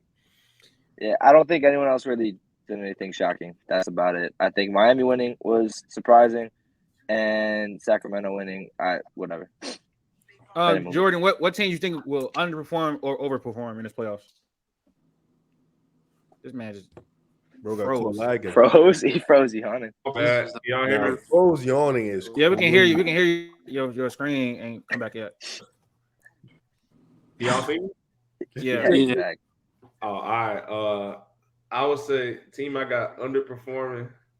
I personally think the Suns could underperform. Now I had them going to the conference finals in my bracket, but I just when I look at their defense, I just don't think KD's a better defender than he gets credit for, but losing Mikal Bridges and Chris Paul is on that other side of his career, and just depending on the matchup, like in a Nuggets series, I think I had the Suns initially going in 7 versus the Nuggets, but I feel like it can really go either way. Especially so like in my playoff bracket, I have the Warriors going to the finals and beating the Suns in the conference finals. And a lot of that is because I just feel like their perimeter defense, like you're gonna make Chris Paul and Devin Booker and Josh Okogie be your lead POA defender. with KD, help side. I just don't feel like that's enough come playoff time, especially like deep in the playoffs. So I think the Suns sneakily could lose to a Clippers team that doesn't really have much to lose without their second best player. I think it'll go 7 and the Suns will win, but I think that they have an opportunity to underperform. Like I could really see them selling it and not doing it this year. And then overperform the Lakers. Shit, I think the Lakers can really overperform. I think especially because I'm not on the good side of the bracket, but I think they're gonna get Memphis out of here, relatively quickly, especially with Ja being hurt now. So and if Ja misses game 2, I think Lakers win that game easily. Back in Memphis, and they go up 2-0 and then go home and shit. I feel like they can get it done in 4 or 5. But you made me once you get past the Warriors, after that, I don't really see the Lakers, struggling. Obviously, you gotta see Giannis. But keep in mind, he has us losing to the Warriors. By the way, yeah, I have them losing to the Warriors. Like I'm gonna have to see more. But I also have us losing to the Warriors. Definitely, we could go to the finals. I'm sorry. No, oh my gosh. Like the losing is crazy these days. They yo, Max, you know what's funny, bro? You want to know what's hilarious? What's up? JD and Latif, they've been talking about the Warriors' road struggles all fucking year. But then when brackets come out, I got the Warriors going to the WCF, or I got the Warriors going here. It's so funny to me how they would talk about this team, and then when they see the brackets come out, all of a sudden, fuck the road record. I can still. It's more about the Lakers struggles. It's more about the Lakers struggles. What I've been saying all year, but they was giggling at me all year because of the road record. But, wait, so Riv, who you got? Who do you got in your conference finals? Both sides. Who you got in your conference finals? I got the Warriors in the Clippers. Wait, my bias or my unbiased? Unbiased. Just tell her. Like, what is your bracket? Because I made a biased bracket to troll people on Twitter. It was like Warriors and Clippers in the WCF. What is your real bracket? Suns Warriors. I definitely have Suns Warriors in the WCF. I have Bucks Celtics in the ECF, obviously, and I have the Warriors going to the finals. So not having it, buddy. So y'all laughing, but they just let the Clippers score 81 points. Fuck. I'm talking about the Suns getting it. Yeah, for sure. The Warriors. Your bracket might be. They have 81 points. Your bracket might be fine. Your bracket might be good. It might be the Suns and the Warriors. That's my same bracket as well. But I'm just saying, y'all not advancing, sir. Let me guess, because Kevin Durant, Chris Paul, Josh Okogie, Jock Landale, and shit like that. Torrey Craig. Yeah, I'm scared. I'm frightened. But that's why I'm saying like they really could underperform. Like I could for real see them. Like I wouldn't be surprised they lost to the Clippers. In a 7-game on some Kawhi backpack shit. Like he already got 30 points right now in the fourth. Well, I already bet real $50, so the Warriors have to win. Yeah, you got to stand on that because when you what'd you bet him? I bet him $50 that the Warriors are not coming out the West. And so if the Lakers eventually do face the Warriors, we're gonna whoop your ass. So that's what's going to happen. So you can't even say that anymore. I understand that, but when we get to that point, when we get to that point, I will have to change my pick. I'll have to change my pick. I'm the only one with LA in the Western Conference Finals right now, so it's not even there. For me though, I'm really surprised none of y'all mentioned the Knicks because they can for the damn sure be the Cavs. Like that was for my next contenders. one. No, I said they can overperform though because everybody I feel like had the Knicks losing in the first round. We're gonna get into why I feel like they can beat the Cavs later. But from just off that game 1, the Cavs got some major issues, and so I think the Knicks can actually overperform this year. They can definitely make it past the first round, but then they're gonna lose in the second round. Who you got? Who ain't do? Was that last? Or was that me? You were the last one, I think. Okay. Second question. What players are you expecting to break out this playoffs? I know one game, but are there any players y'all expect to break out for a playoff run? I got this one. Yeah. So Latif, you and Jerry were kind of talking about this a little bit in our little group chat, but I think just seeing what Mikal Bridges did that game, I think that's going to start a lot of conversation. As you said, he was really the only half-court offense. He really provided the only half-court offense that they had that game. You said that he doesn't score a lot off of pick and roll and ISO. He definitely was scoring off pick and roll that game. So, and then I really don't want to get too much into it because that just takes away from the game 1 reactions. But I got Mikal Bridges. I think that's going to start a lot of dialogue. I'll take second. I've been whatever. At the start of the year, I was not high on this Jalen Brunson signing at all. I didn't like it. I didn't really care about it. I thought it was stupid. Didn't make much sense. Jalen Brunson, if he can win this series, like I think he proved me and a lot of people very wrong. Like the Knicks, if they can pull this series out, yeah, I don't know. I think it would. I don't think many people thought they'd win a playoff series this year. So I think if they could pull off a playoff series, I think that'd be huge, and Jalen Brunson would be at the head of it. De'Aaron Fox, I know I'm shitting on the Kings, but De'Aaron Fox, if he can keep putting stuff together, same with Malik Monk, that backcourt obviously played really well in Game 1. I'm excited to see what they do in Game 2 and Game 3. So, Game 4, whatever rest of the series. Go ahead, Jordan. I would probably say you really stole my. I was gonna say Jalen Brunson too, just seeing what he did yesterday. But I mean, that's nothing new. Seeing what he did last playoff run. But yeah, I was gonna say Jalen Brunson, or I was gonna troll and say Austin Reeves. But I'm gonna stay with Jalen Brunson though, even though Austin Reeves, had a game of his life.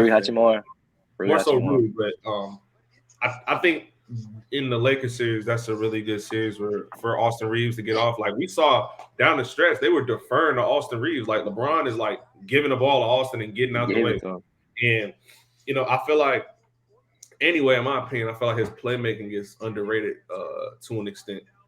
And in a series like this where you can put LeBron off the ball and, he's like – this is the first time I've ever been able to see LeBron really go on – like he can – recently I've seen LeBron play better off the ball, and a lot of that is because of the way Reeves is playing. Like there were sets today – I know I'm getting away from the topic a little bit, but there were sets today where I saw – where Reeves was coming down and running pick and rolls with AD, and LeBron was in the short corner. And on one of the last plays of the game, like the fact that Reeves can, make those reads. You can also have D-Law off the ball who's a sniper. You can also have who else is in the Jordan, game? we have a Lakers topic, by the way, so you don't need to get all the way into this. Yeah, we do. But So I think Austin Reeves can really get off against Memphis this year. I was gonna say Evan Mobley at first until I seen Game 1. So. You are such a big overreactor. I've noticed that. I'm just saying. Insane. You overreact a lot. I'll go Darius Garland just for impact purposes. I think with the lack of bench that they have and the lack of creation on offense, he needs to be that next guy that steps up and have that breakout role. And he needs to match Jalen Brunson. You have Donovan Mitchell, you have Darius Garland, you have Julius Randle, you have Jalen Brunson. So Garland needs to be that number 2 guy. So I'm going to go with Darius Garland. Last question. What are y'all dark horse championship contenders? There is none in the West because every team's a dark horse. Can I go first, please? Are we still considering? Are y'all still considering the Lakers a dark horse or no?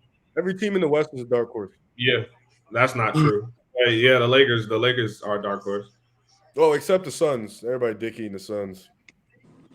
Bro, if Ja didn't get hurt, I don't think the Nuggets are a dark horse either. If Ja didn't get hurt this year, the Nuggets are like the 8th favorites to go to the finals. Yeah, they're not even. Yeah, they're like the first 8,000 or some shit like that. I didn't know that. So yeah, so Latif Jaden, are you guys still considering the Lakers dark horse candidates? Yeah. No, I don't think they're gonna get to the finals. Literally, yes, you are considering them dark horse candidates. I guess if you want to look at it like that, but literally, if Ja didn't get hurt today, I don't see the Lakers getting past this round. Respectfully, they won. Doesn't matter. The Lakers won. Bro, just save it, Jared. Because next, all right, Game 1 reactions. We're gonna start off with this one. It's gonna be real quick because this shit was a blowout. I think 6. Right now. My bad. Yeah, you said Russ going off word. No, he's stinking it up right now. He's 3 for 18. Where's right Isaiah? now. Where's Isaiah? Oh man. All right, so Sixers. That's just who he is now, man. Sixers Nets. Man, this series. Are we talking about this game? It's a quick one. This one gonna be sweet. I like what I saw from Mikal Bridges though.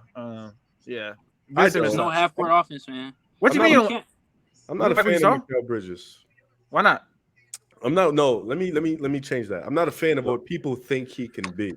I think he can be a 3 on the championship team. I thought he was that before though. Was he? He was a 4. Yeah, he was a 4. Him and Aiden. I think no. Respect DeAndre Ayton. I thought Bridges was more important because he was their defensive anchor. Personally, But I do think he can be like a Chris Middleton on a team, given the circumstance of the number one. So you need like the best player. You think he can be like? He has to be he can be the third with the best player in the league. That's really what you're saying. That's the number two. He could be a number two with the best player in the league. If you Chris Middleton. But he also he defends. Chris Middleton defends. I think Chris Middleton is actually a great comp for him. I think he could be a number three if it's like what's like a top like a Jason Tatum. He can be like a number three for him. But like if you got Giannis or some shit, some outlier, then he could be a number two because Giannis just does so much for you. Chris Middleton's like the low end number two. But I don't think I think what he's doing right now, the 25, 26 points per game, we've seen that happen a lot. Like talented guys go to a team, they're the number one guy, they can put up numbers. But what's your real role when it's a championship team? I don't think this is it. So I don't like the over exaggerations. That's why they got beat. They got their ass whipped. Yeah, Mikal Bridges had a great game, but like Philly was playing. They wasn't serious. They wasn't 100%. Philly was they was leaving Tobias Harris on him. Let's be serious. Yeah, so we ain't gonna talk about that one for that long. That series is gonna be. You got Nets. I haven't watched it. Huh? You got Nets to win, Latif? You seem like you got Sixers. Nets to win. Sixers are winning in 4 games or 5. You give me Nets 5. No. I'll go back to that. I actually am. Did I not say I was high on the Nets? Did I not say that? Oh yeah. No, he did. Give him credit. I just wanted. Yeah, you said let me buy stock early before they get good. I'm buying stock in the Nets. So yes, when I start my Nets fandom, I don't want to hear anything. So next, we have the Nets on layaway. Yeah, that's just weird to start fandom. Yeah, I just like what they built. I just like what they got over there, man. Come on, bro, y'all gotta have some shame, bro. Celtics and Hawks, another blowout one. Another blowout one. Embarrassing. I just want to say Trae Young is a playoff stinker. Like he got locked up by Derek White. So I just think the matchup. I just think that's a bad matchup for him. Derek White's good. Derek White is a really bad matchup. Is every team in the East a bad matchup? Because he lost to the Heat too. So I mean, he smoked Philly out. So what are you talking about? But he was cooking the Bucks with Drew Holiday. Giannis, your boy Giannis, who you love the meat munch all day. He was killing them all series. So what you talking about? Wasn't enough, and it wasn't enough. Crazy. I will say though, this that DeJounte trade is looking worse day by day. I'm not gonna lie, because y'all lose first round. That trade looks worse. That John Collins contract looks nasty. Everything just looks bad in Atlanta. It's not good. They actually Rubio is not that crazy because I just feel like you can actually get pieces for Trae. You can actually get pieces for Trae Young. Yeah, they might have to trade him because I feel like DeJounte and Trae ceiling is very low, and then it's like it would be a fast ass turnaround for a rebuild though. Yeah, it would though. I just think Trae got to commit to playing all ball. Trae got to if Trae got in the gym, got his his energy. Like I don't want to say stamina because I know I just you just want him to be Steph Curry. Yeah, that's what it sounds like. He needs to start running around like him for sure. Playing all ball like that. He needs to like take some. I don't know. Everybody can't be Steph, but he probably like the closest thing we ever seen to him. So if he buys in all ball, he can be a lot better. Huh? What did you say? You said he's the closest thing we've ever seen to Steph Curry. That's what you said. Who the hell just said that? Latif. Is he not? You just said that. Is he not the closest thing we've seen to Steph? He really don't play nothing like Steph. He play more like Dame Lillard, honestly. He don't really. No, I said he got to buy in more all ball, a lot more. He don't even got the shooting efficiency of Steph. He don't shoot as good. Oh, yeah. He can't. Yeah. Yo, I'm not gonna lie. Trae Young is like a streaky shooter, bro. He ain't no sharp shooter. Yeah, he does. He is bad. The Hawks can definitely go far if Trae Young becomes Steph Curry. That's not like at all. All right, I skipped this one. I'm gonna go back to this one because I want to talk about this for at least a decent amount of time. So here we go. Knicks and Cavs. I think this is probably one of the best games besides the Kings and Warriors.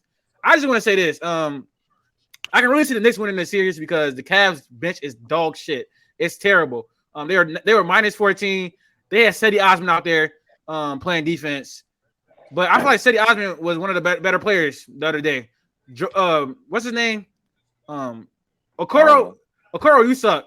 Yo, whoa. No, I don't care if that's your player. Okoro is dog shit. Yeah, I was just gonna say, I just saw a TikTok about this. He is a negative on offense. He cannot shoot a lick, and his defense is not good enough for him to be on the floor. So you have to play Cedi Osman. I think Cedi Osman should start, bro. I'm not even trolling. He just got fucking barbecue chicken by Jalen Brunson down the stretch. Well, obviously he shouldn't be guarding Jalen Brunson. This is why coaches get fired. You just watched him get barbecue chicken down the stretch, and you the type to say, "Yeah, I like that. I'm gonna start him." He don't got to guard Jalen Brunson.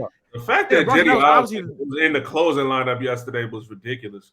At that point, you got to just trade defense for offense because Cedi Osman had no shot, and they didn't. And even their offense got better when he was on the floor. Jalen Brunson missed the layup, and they didn't get the rebound, bro. I don't know, bro. The Knicks are a very good rebounding team. I don't understand how you have Jared Allen and y'all have Jared Allen and Evan Mobley out there. Y'all can't rebound. That's a problem.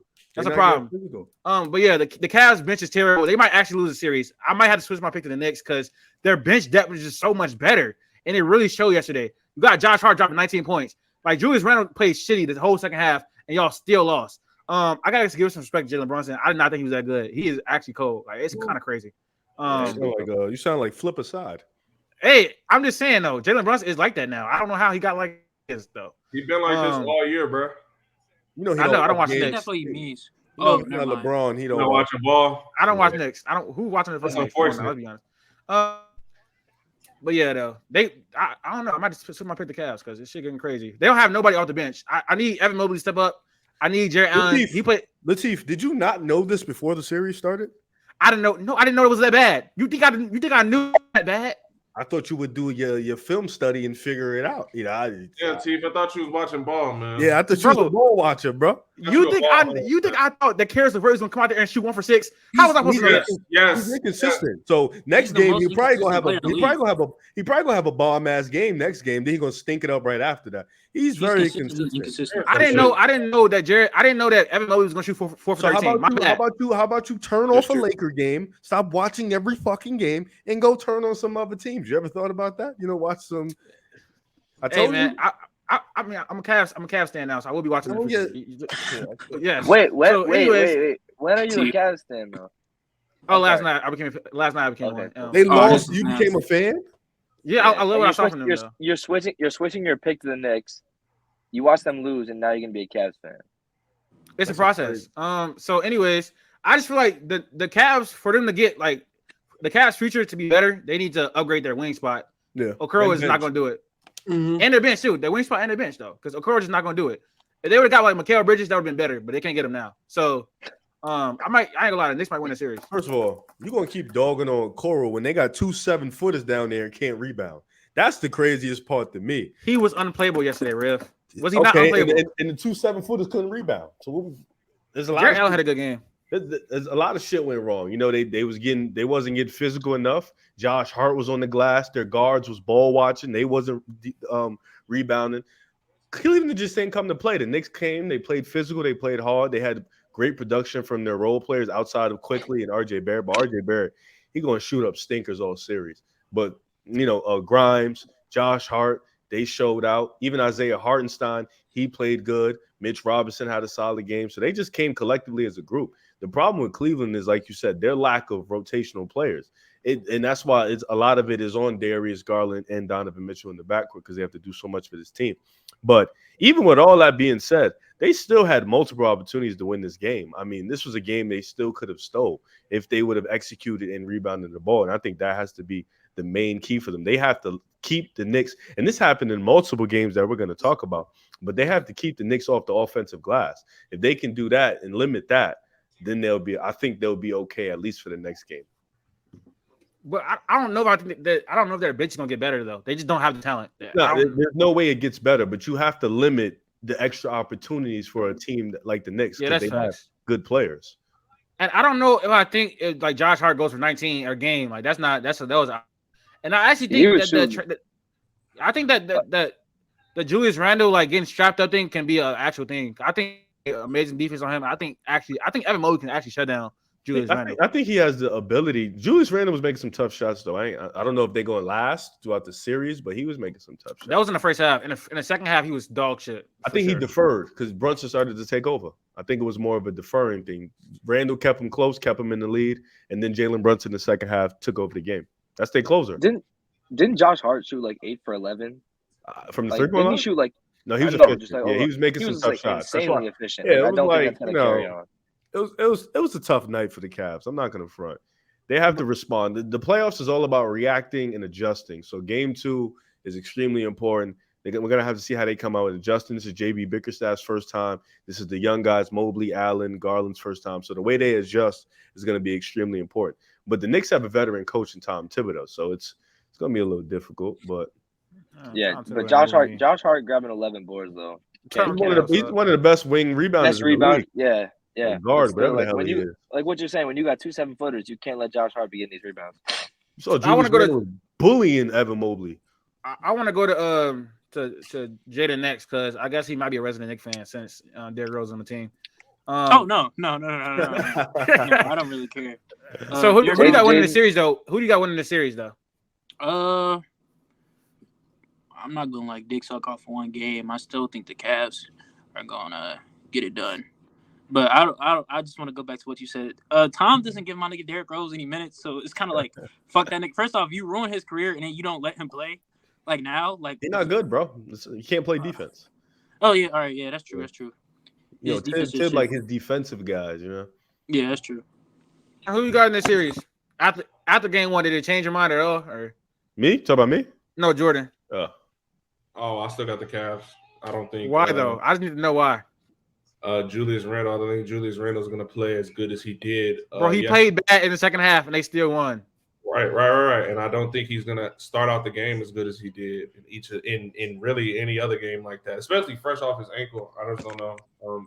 But I think Donovan Mitchell and Darius Garland, the way that they're playing right now, especially the way Donovan Mitchell play right now, I don't think Jared Allen and Mobley are not going to get on the glass as badly as they were or be as bad on the glass as they were yesterday for the rest of the series. I think I had Cavs in 6 initially, and I'm gonna still stick with it. I just think Donovan Mitchell at times, or even in this series, there's not really anybody you can really throw on him. That's he was cooking Quentin Grimes, he was cooking Brunson on switches, he was cooking RJ Barrett on switches. Like I don't see a world where Donovan Mitchell isn't cooking, especially in the playoffs because that's when he steps up anyway. So I think they're gonna need more than that though. I just feel like they're gonna need that bench to play well. Right.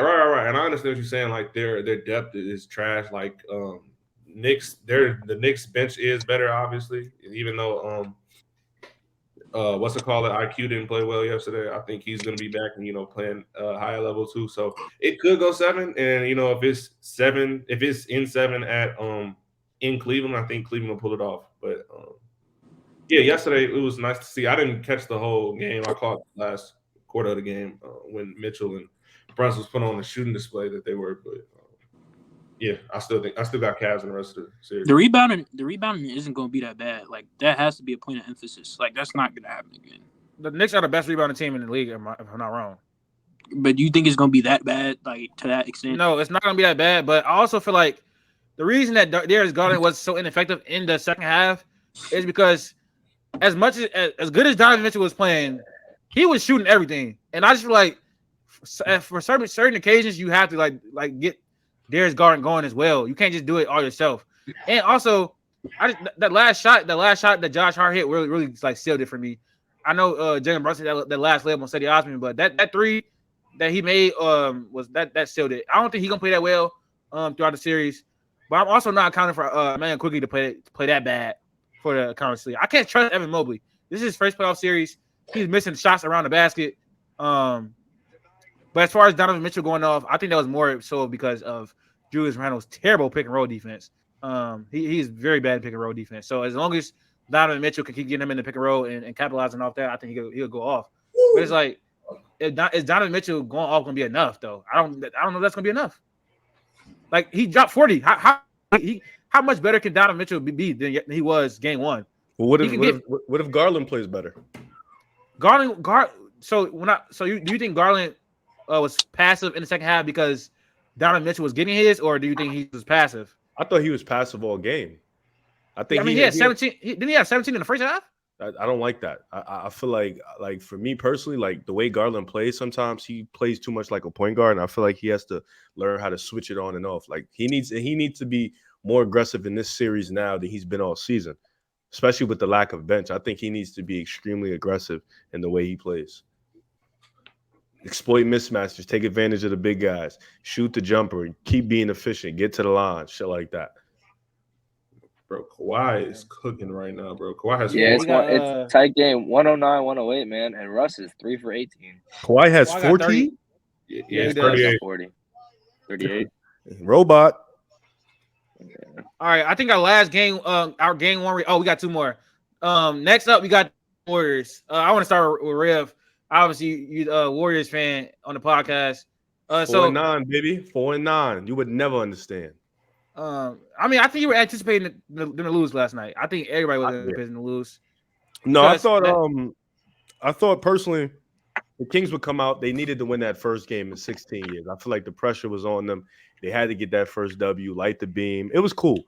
The Warriors had an opportunity to win that game. Kerr did his typical trolling shit, and I thought the Warriors lost in the third quarter. You know, when they was up 12, you had an opportunity to really put the nail in the coffin, and you take Steph and Dre out for the 3 minutes. They ended up taking the lead to end the third quarter, and you let them get in momentum. You let them get hot. You let them get to their groove. And then you don't even bring Steph back until like the 8-minute mark. You know, I thought even with that lapse, you still had an opportunity to win the game with them grabbing 17 offensive rebounds, them shooting the three ball at a higher percentage than you. You still had the opportunities to win that game. And I think just keeping them, like Looney played amazing defense on Sabonis. But anybody who knows the Warriors knew that wasn't going to be an issue. Looney's a great defender against interior players. I do think keeping them off the offensive glass is going to be the main thing. And Kerr is all about adjusting. And this veteran team is about adjusting. So I'm very, very excited, especially with the way the road woes have been this year. I'm excited to see how they adjust on game 2. I'm excited to see how they come out. And as for the Kings, they feel like the confidence is there. Malik Monk cooked. De'Aaron Fox cooked. You know, Kevin Huerter didn't shoot the ball well. Keegan Murray didn't shoot the ball well. So I know they're looking at those as positives because they had good shots. They just didn't get it going. Trey Lyles came to play.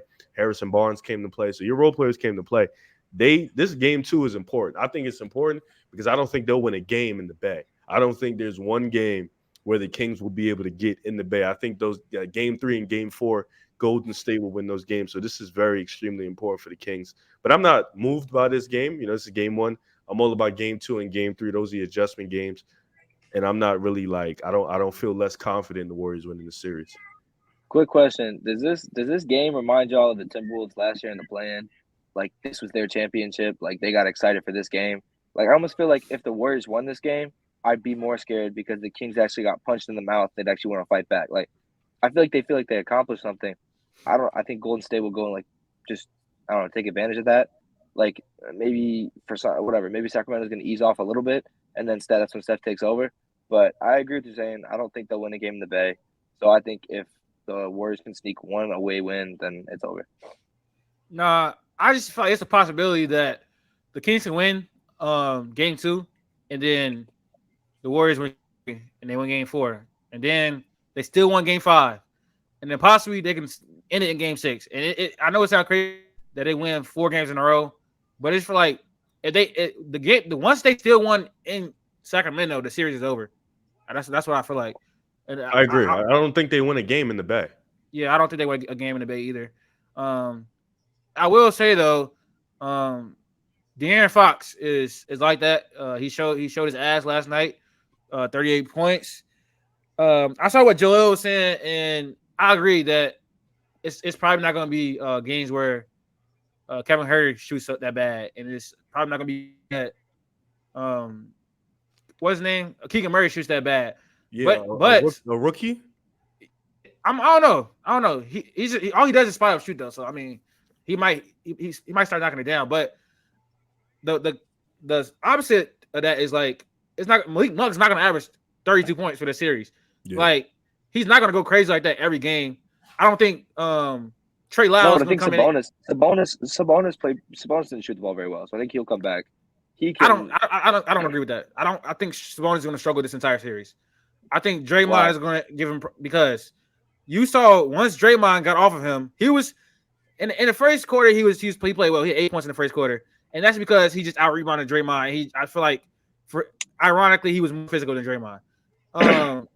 But once Looney got on him, Looney locked him down, and for the entirety of the game. So I don't think that's gonna be a trend for the entire series. I think Looney can play great defense on him the entire series. Obviously, it's not gonna be as bad as it was for game one, but I don't think Sabonis will be that big of a factor in the series. I don't think Trey Lyles is gonna have games like that he had the other day, where he comes in and give you valuable minutes.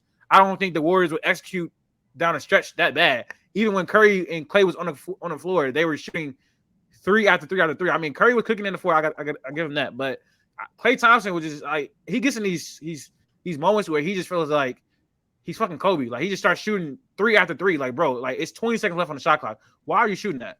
And also I saw today that the Jordan Poole is questionable for game 2. That might be a big blow for you guys. Wow. He is. He rolled his ankle. You didn't see that? He did? Oh, yeah. Shit. He played after it, though. I know, but they say he's questionable. I'll be honest. We can win without Jordan Poole. Yeah, I agree. I think he's a big part of our team, though. This is not a matchup for him. This is not a good matchup for him. Yeah, he was very compromised on the defense end, but I still got the Warriors in probably 6. And if Wiggins keeps playing like that, because he will not go 1 for 8 from the three ball ever again.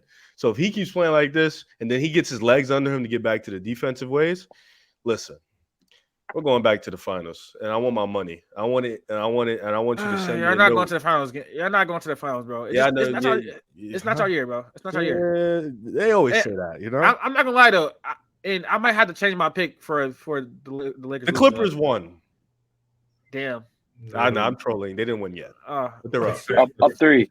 Up 3. 17 seconds left. I don't know. When we talk about the Lakers, I don't know. It just be like I cannot stand it. I can't stand it I can't stand it if Stephen Curry beats LeBron again. That's gonna be, oh my god. It's no way. There's no way that's happening. I'm sorry. It's no way. That's bad. The only nigga who won't make me mad beating Steph is LeBron. If anybody else beats Steph, I'm gonna get dumb mad. The only person I will get mad if LeBron loses to is Steph. That's people crazy. Already saying. I'd be pissed if they lose this Grizzlies team. I'm sorry. I want them to beat the Grizzlies so bad. They're pissing me off. I mean, not just Josh injured, but if we would have lost the series. We would have lost me off so. If we would have lost the series, I would have been that mad. LeBron's 38, but it's like Stephen Curry already has 3 wins on you, bro. Like he already has 3 wins on you, gang. And I know you have to put some context to that. 2 of those with KD, and 1 of those without KD and Kyrie. But it's like, bro, it's just bad for his. I'm already expecting them to lose to them. I wouldn't really be ashamed or anything. No. I feel like the Warriors at full strength are just a bad matchup for the Lakers. Like, I don't think that's just not a series I would be a fan of. You know, the Lakers. Give me LA over Golden State. I'm sorry, I'm not thinking twice about it. I'll think about it, but give me LA over Golden State. I feel like the Lakers, in my opinion, the Lakers obviously aren't good against really good or they're not good defensively when they got to move east-west. They're a good north-south team, which is why we saw John Morant had the problems that he did today, you know, because they have the rim protection. They have the rim protection to be able to be stout, but off the ball, like they don't really have a lot of good off-ball defenders, especially in a series where you chasing Steph off screens and you chasing Clay around screens and even Poole at times around screens. Just their guard depth defensively, like the Warriors really make people like D'Angelo Russell guard up, and Austin Reeves. That's the series we really see like how good of a defender he is. Like we know Russell was crazy. What? You saying he was playing good defense today? No, he's saying that the Warriors will force. I'm saying the Warriors. Okay. Guard. Like I don't feel like that's a good matchup for us. Like I said, we're east. We're north south. We have a lot of vertical, depth defensively because we have a lot of bigs. We have Vanderbilt, and we have AD, we have other, even Rui can defend somewhere. We have wings, but as far as guards, I just don't feel like we match up well against the Warriors. I think it would Clay and Steph would probably go for combined 60, not 60, but like 55 a game damn near on us. Steph, I got Clay. Clay sometimes scares me now. I know Clay had a great year this year, but I'm about to say he's having the best year. He's having a great shooting year. Probably the best since he got injured. Like he's had a much better year this year than he did last year. So, but yeah, are we on the Lakers and the Grizzlies now? Yeah, I want to get to that. Can I happen first? Just real quick thing. Go ahead. I think like my confidence for the Lakers. I get it. It's not gonna happen every game, but the fact that LeBron and AD both scored like 20 and 21 or something, and like the role players actually stepped up and actually hit shots and actually Rui Hachimura. I've never been more shocked to watch a basketball player play today or ever than Rui Hachimura today. He hit 4 straight threes, and I'm sitting here on my couch. Oh, what the fuck was happening with Rui Hachimura? That was one of the wildest things I've ever seen. Austin Reeves ended the game going 9-0 on himself.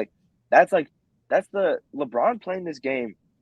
LeBron looked like he didn't care about basketball at the start of the game. He just looked like he was just having fun. He literally had the ball, just a little jab step, a little fuck you 3. Literally just popped it with Dylan Brooks right in his face. Missed it, goes back in transition, whatever. The behind the back turnover, just threw it back there, whatever. Yeah, and then literally in crunch time, right? He hit some big threes, cool, but he gave the ball to Austin Reeves. That's just it was wild watching that game. He gave Austin Reeves the keys. Austin Reeves was hitting shots. LeBron that game, if LeBron doesn't have to be the one who scores 30 points, I'm sorry, that's even more of a reason for them to go to the finals. Facts. What? I'm not gonna lie. If LeBron is not the leading scorer in that team, and AD played the way I didn't even talk about AD. If AD plays the way he did, literally, he was. I get it. Jaren was eating on everybody else. AD was locking up Jaren. AD had 6 blocks and 4 steals. He was getting on both sides of the ball. He was obviously the injury took him out for a while, but he was a serious difference maker. That game was completely different before he got injured, and then obviously missed a little bit of time. And then the John Morant injury is huge. Don't get me wrong, but I don't know. I think I'm getting more and more confident with that Lakers team now. I think actually today inspired me. I'm not gonna lie. Today definitely inspired me as far as our title hopes, but I'm trying to temper my expectations for this team. I'm trying not to go I'm trying not to overreact off of one game, but it's in a game where Austin Reeves and Rui Hachimura were your leading scorers. It's hard not to be optimistic about your title hopes. 52. It's very hard to not be optimistic. And then we played well on John Morant. I think John Morant struggled today. He had 18 points, but he had 6 turnovers. He only had 2 assists. I think Jerry Vanderbilt did a very good job on him. I think AD was very dominant in the paint on defense, and I think he was very good on offense in the first half. I think this team can't win a championship. Would I pick them to do it? Probably not. But I think it's a possibility that we can do it if all the chips fall right. It's we have to be locked in defensively like we were today. We have to be we have to get production from our bench like we got today. I feel like the interesting thing about this team is so deep. It's if it's not the Austin Reeves game, it's not the Rui game, it's the Malik Beasley game, it's the Dennis Schroeder game, it's the D'Angelo Russell game. And so that's why I feel like this team is so unique where they got so much depth and people that can score and people that can defend. It's if someone's not having an off night, not very many teams can say that. Not many exactly. Can say that. If someone is not having a good game, then someone else will step up. So that's why I believe in the Lakers. I just it's hard to see them going to the championship after we started the season 2-10. We got a whole new team at the we got the whole new team at the trade deadline. It's picking up or teams that have way more continuity is scary. If we saw the Suns, I probably could pick us, but the Lakers, I mean the Warriors, it's just hard to pick against them right now. I don't know. I think you guys hate the matchup. I don't know if I hate it as much as you guys do. I get the defensive issues, but I get the defensive issues. I don't hate the matchup, I guess, as much because why do you think Kevon Looney can guard AD? Chief, I didn't say that. Never came out of my mouth. Oh, you said Draymond will guard AD, right? No, I think Kevin Looney can do a good job on AD. Yeah, I mean, I don't know who's going to guard AD. I don't know. It has to be Kevin Looney. It has to be Kevin Looney. I don't think Draymond's not big enough. I think AD will eat. So obviously the Warriors shoot the 3 ball very well. That's the whole reason that they've made it all this way. And the perimeter defense is tough. But if they go in the paint, I think AD will have a phenomenal series. I guess if they match up, but I think AD will eat. What was your takeaways from the game, Jordan?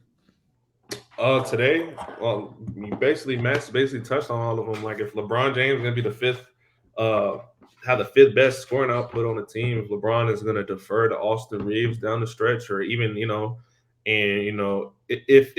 LeBron and AD are not gonna be the go-to number scoring options, throughout the game and play as well as they did, this is gonna be a really good Lakers team. They're really gonna, I feel like, can go deep, make a deep playoff run.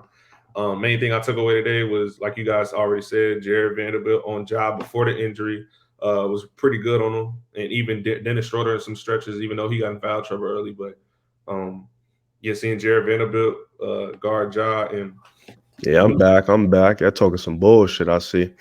Jared Vanderbilt neutralizing Ja, making him force 6 turnovers early in the half, and like I was telling Max this earlier on, like he really forced Ja to make more decisions in the air, like with the way he was guarding him. And Ja already has a problem doing that. Like we saw him have 2 travels in the second half, just jumping up in the air, and then we AD and Vanderbilt doing a good job keeping their hands up. He has nowhere else to go and just lands back. So give Vanderbilt a lot of credit for that. Dylan Brooks basically had a Lakers jersey on in the first half. Which Dylan Brooks, he played good in the second half, but he was, like I said, playing for the Lakers. Like he was with us in the first half for real. And I expect that to continue. I don't expect him to hit as many jumpers as he did, down the stretch of the game. Same thing. I just don't feel like Memphis has the. We obviously saw AD dominate. Memphis just doesn't have the infrastructure at big man to guard AD1 or really. I feel like I saw a lot of issues where they had matchup discrepancies. Like they had Xavier Tillman on LeBron. Man, listen. He cut out. If I'm the Lakers, like I know I'm not a big overreactor to game ones, but I'm ecstatic about this game if I'm the Lakers. Not only because, LeBron, he always has this shit as he's the worst game one player I've ever seen in my life. Like LeBron really besides shit. Besides the time he dropped 51 in 2018. Yeah, that's different. He had to do some shit like that. But he'd be on some, first 3 series, he'd really be on some weird shit game one. He just play like shit, sluggish, testing it out, I understand. But the role players played amazing for the Lakers. Like they played incredible. And I think that's what you wanted to see. Like, because the playing game gave you that little doubt in your mind, like who was going to step up for us? Like who was going to be that extra guy, that third guy, fourth guy? And you had Rui, Reeves, at time, D-Lo. Like you had 3 guys step up for you. That's huge. And I think that's the most important part. Memphis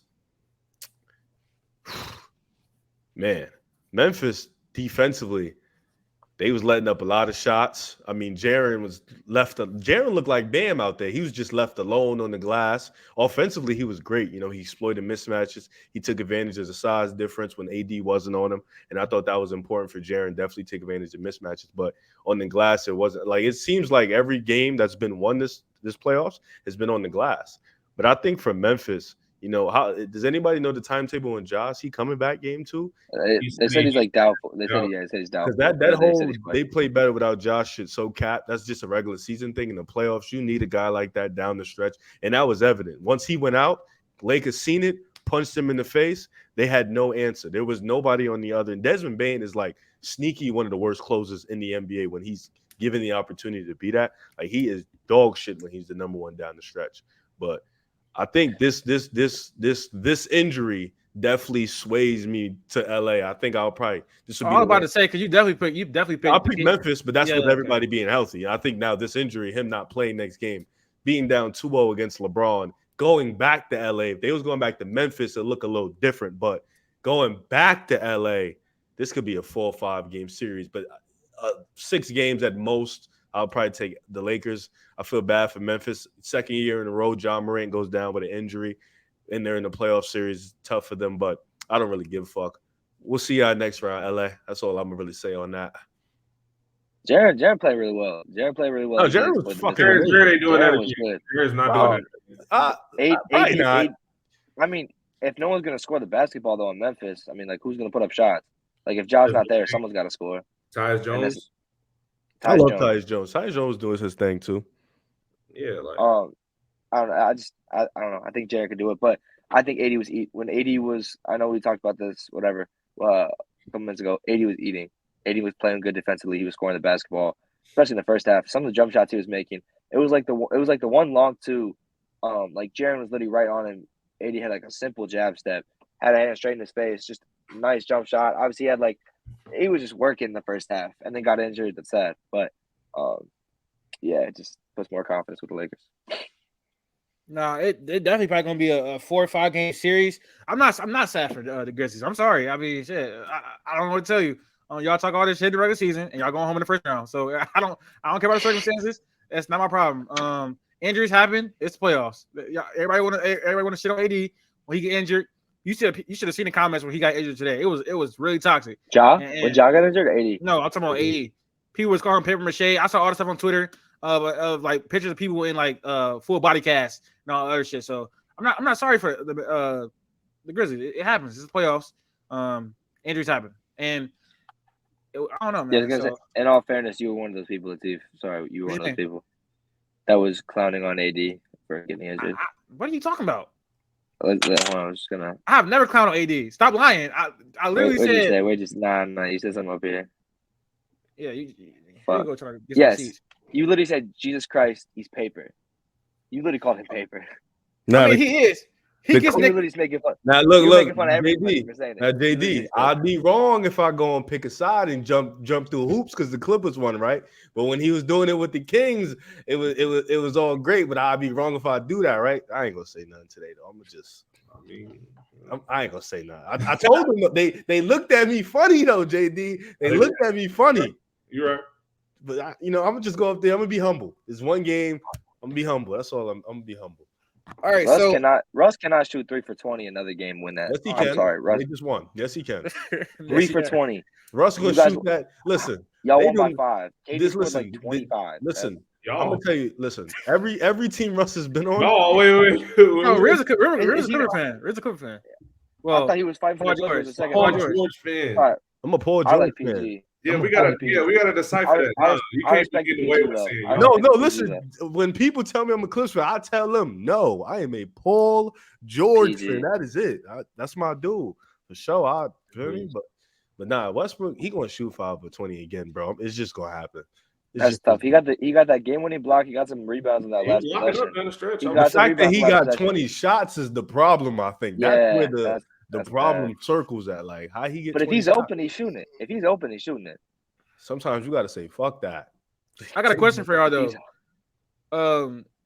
How much would an NBA championship this year affect Russ's legacy? A lot.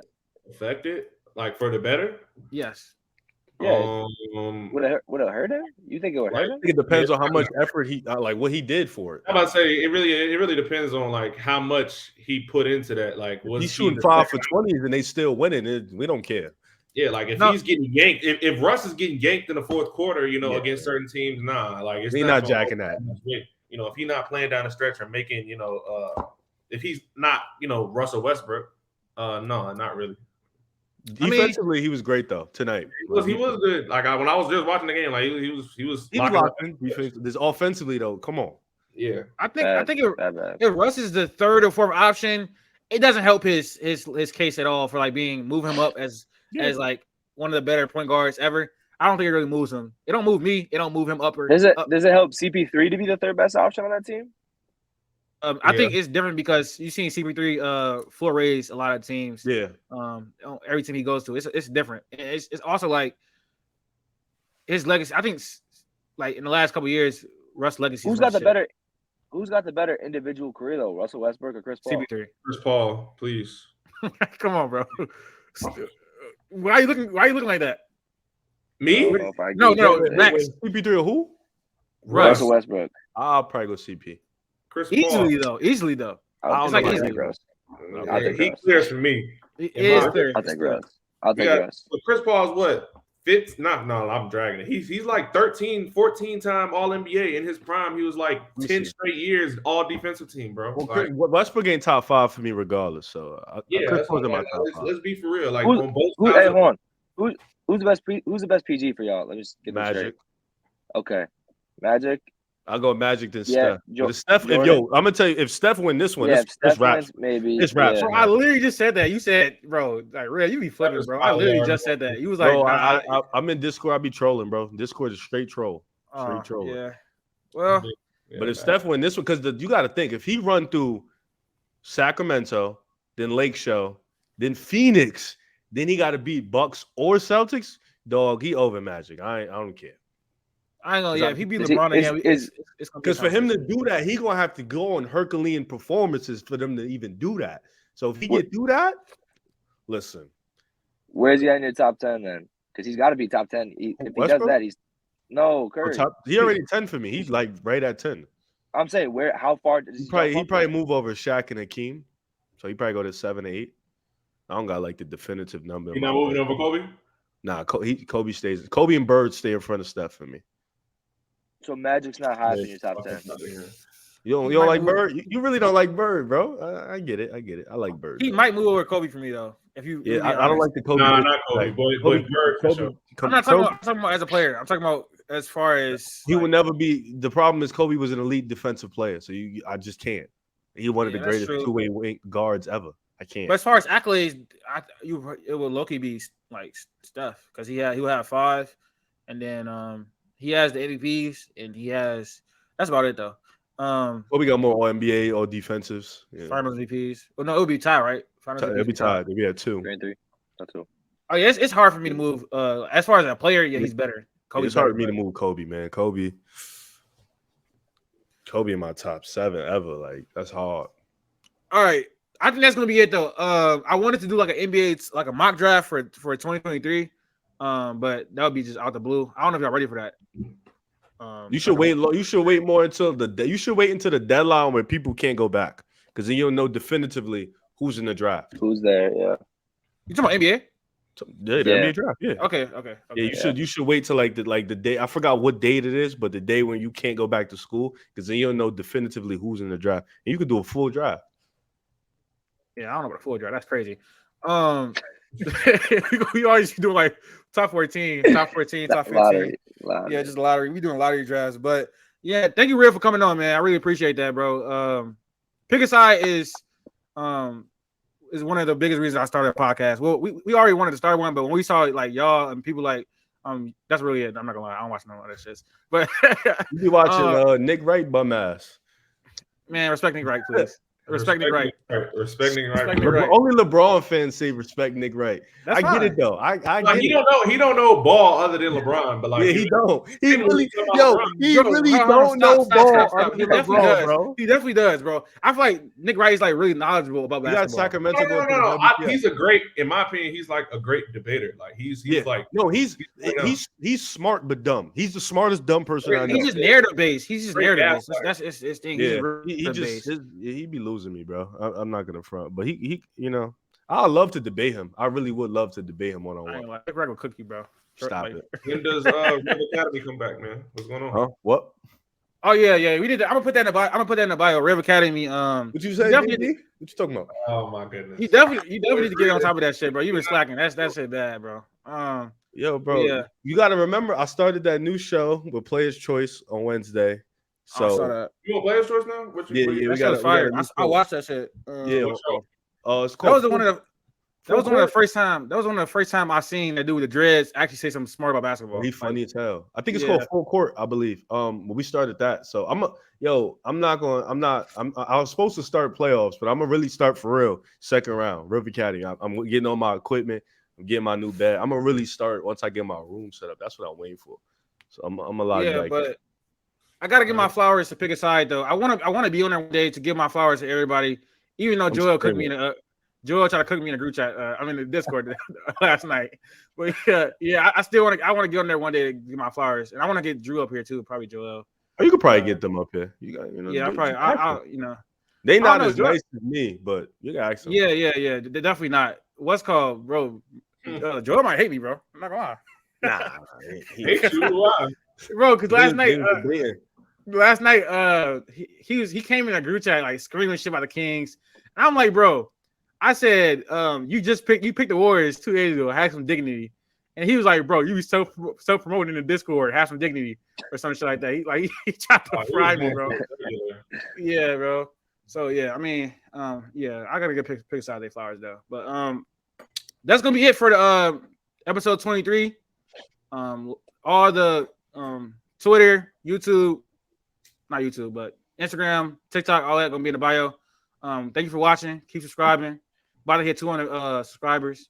Still trying to appreciate keep you guys. Been a long way already. I feel like it's been like a year. It's been 4 months. So, but we're gonna keep going, man. Thank you, Rev, again for coming on the podcast. Thank you, JD, as always, being available. And we out.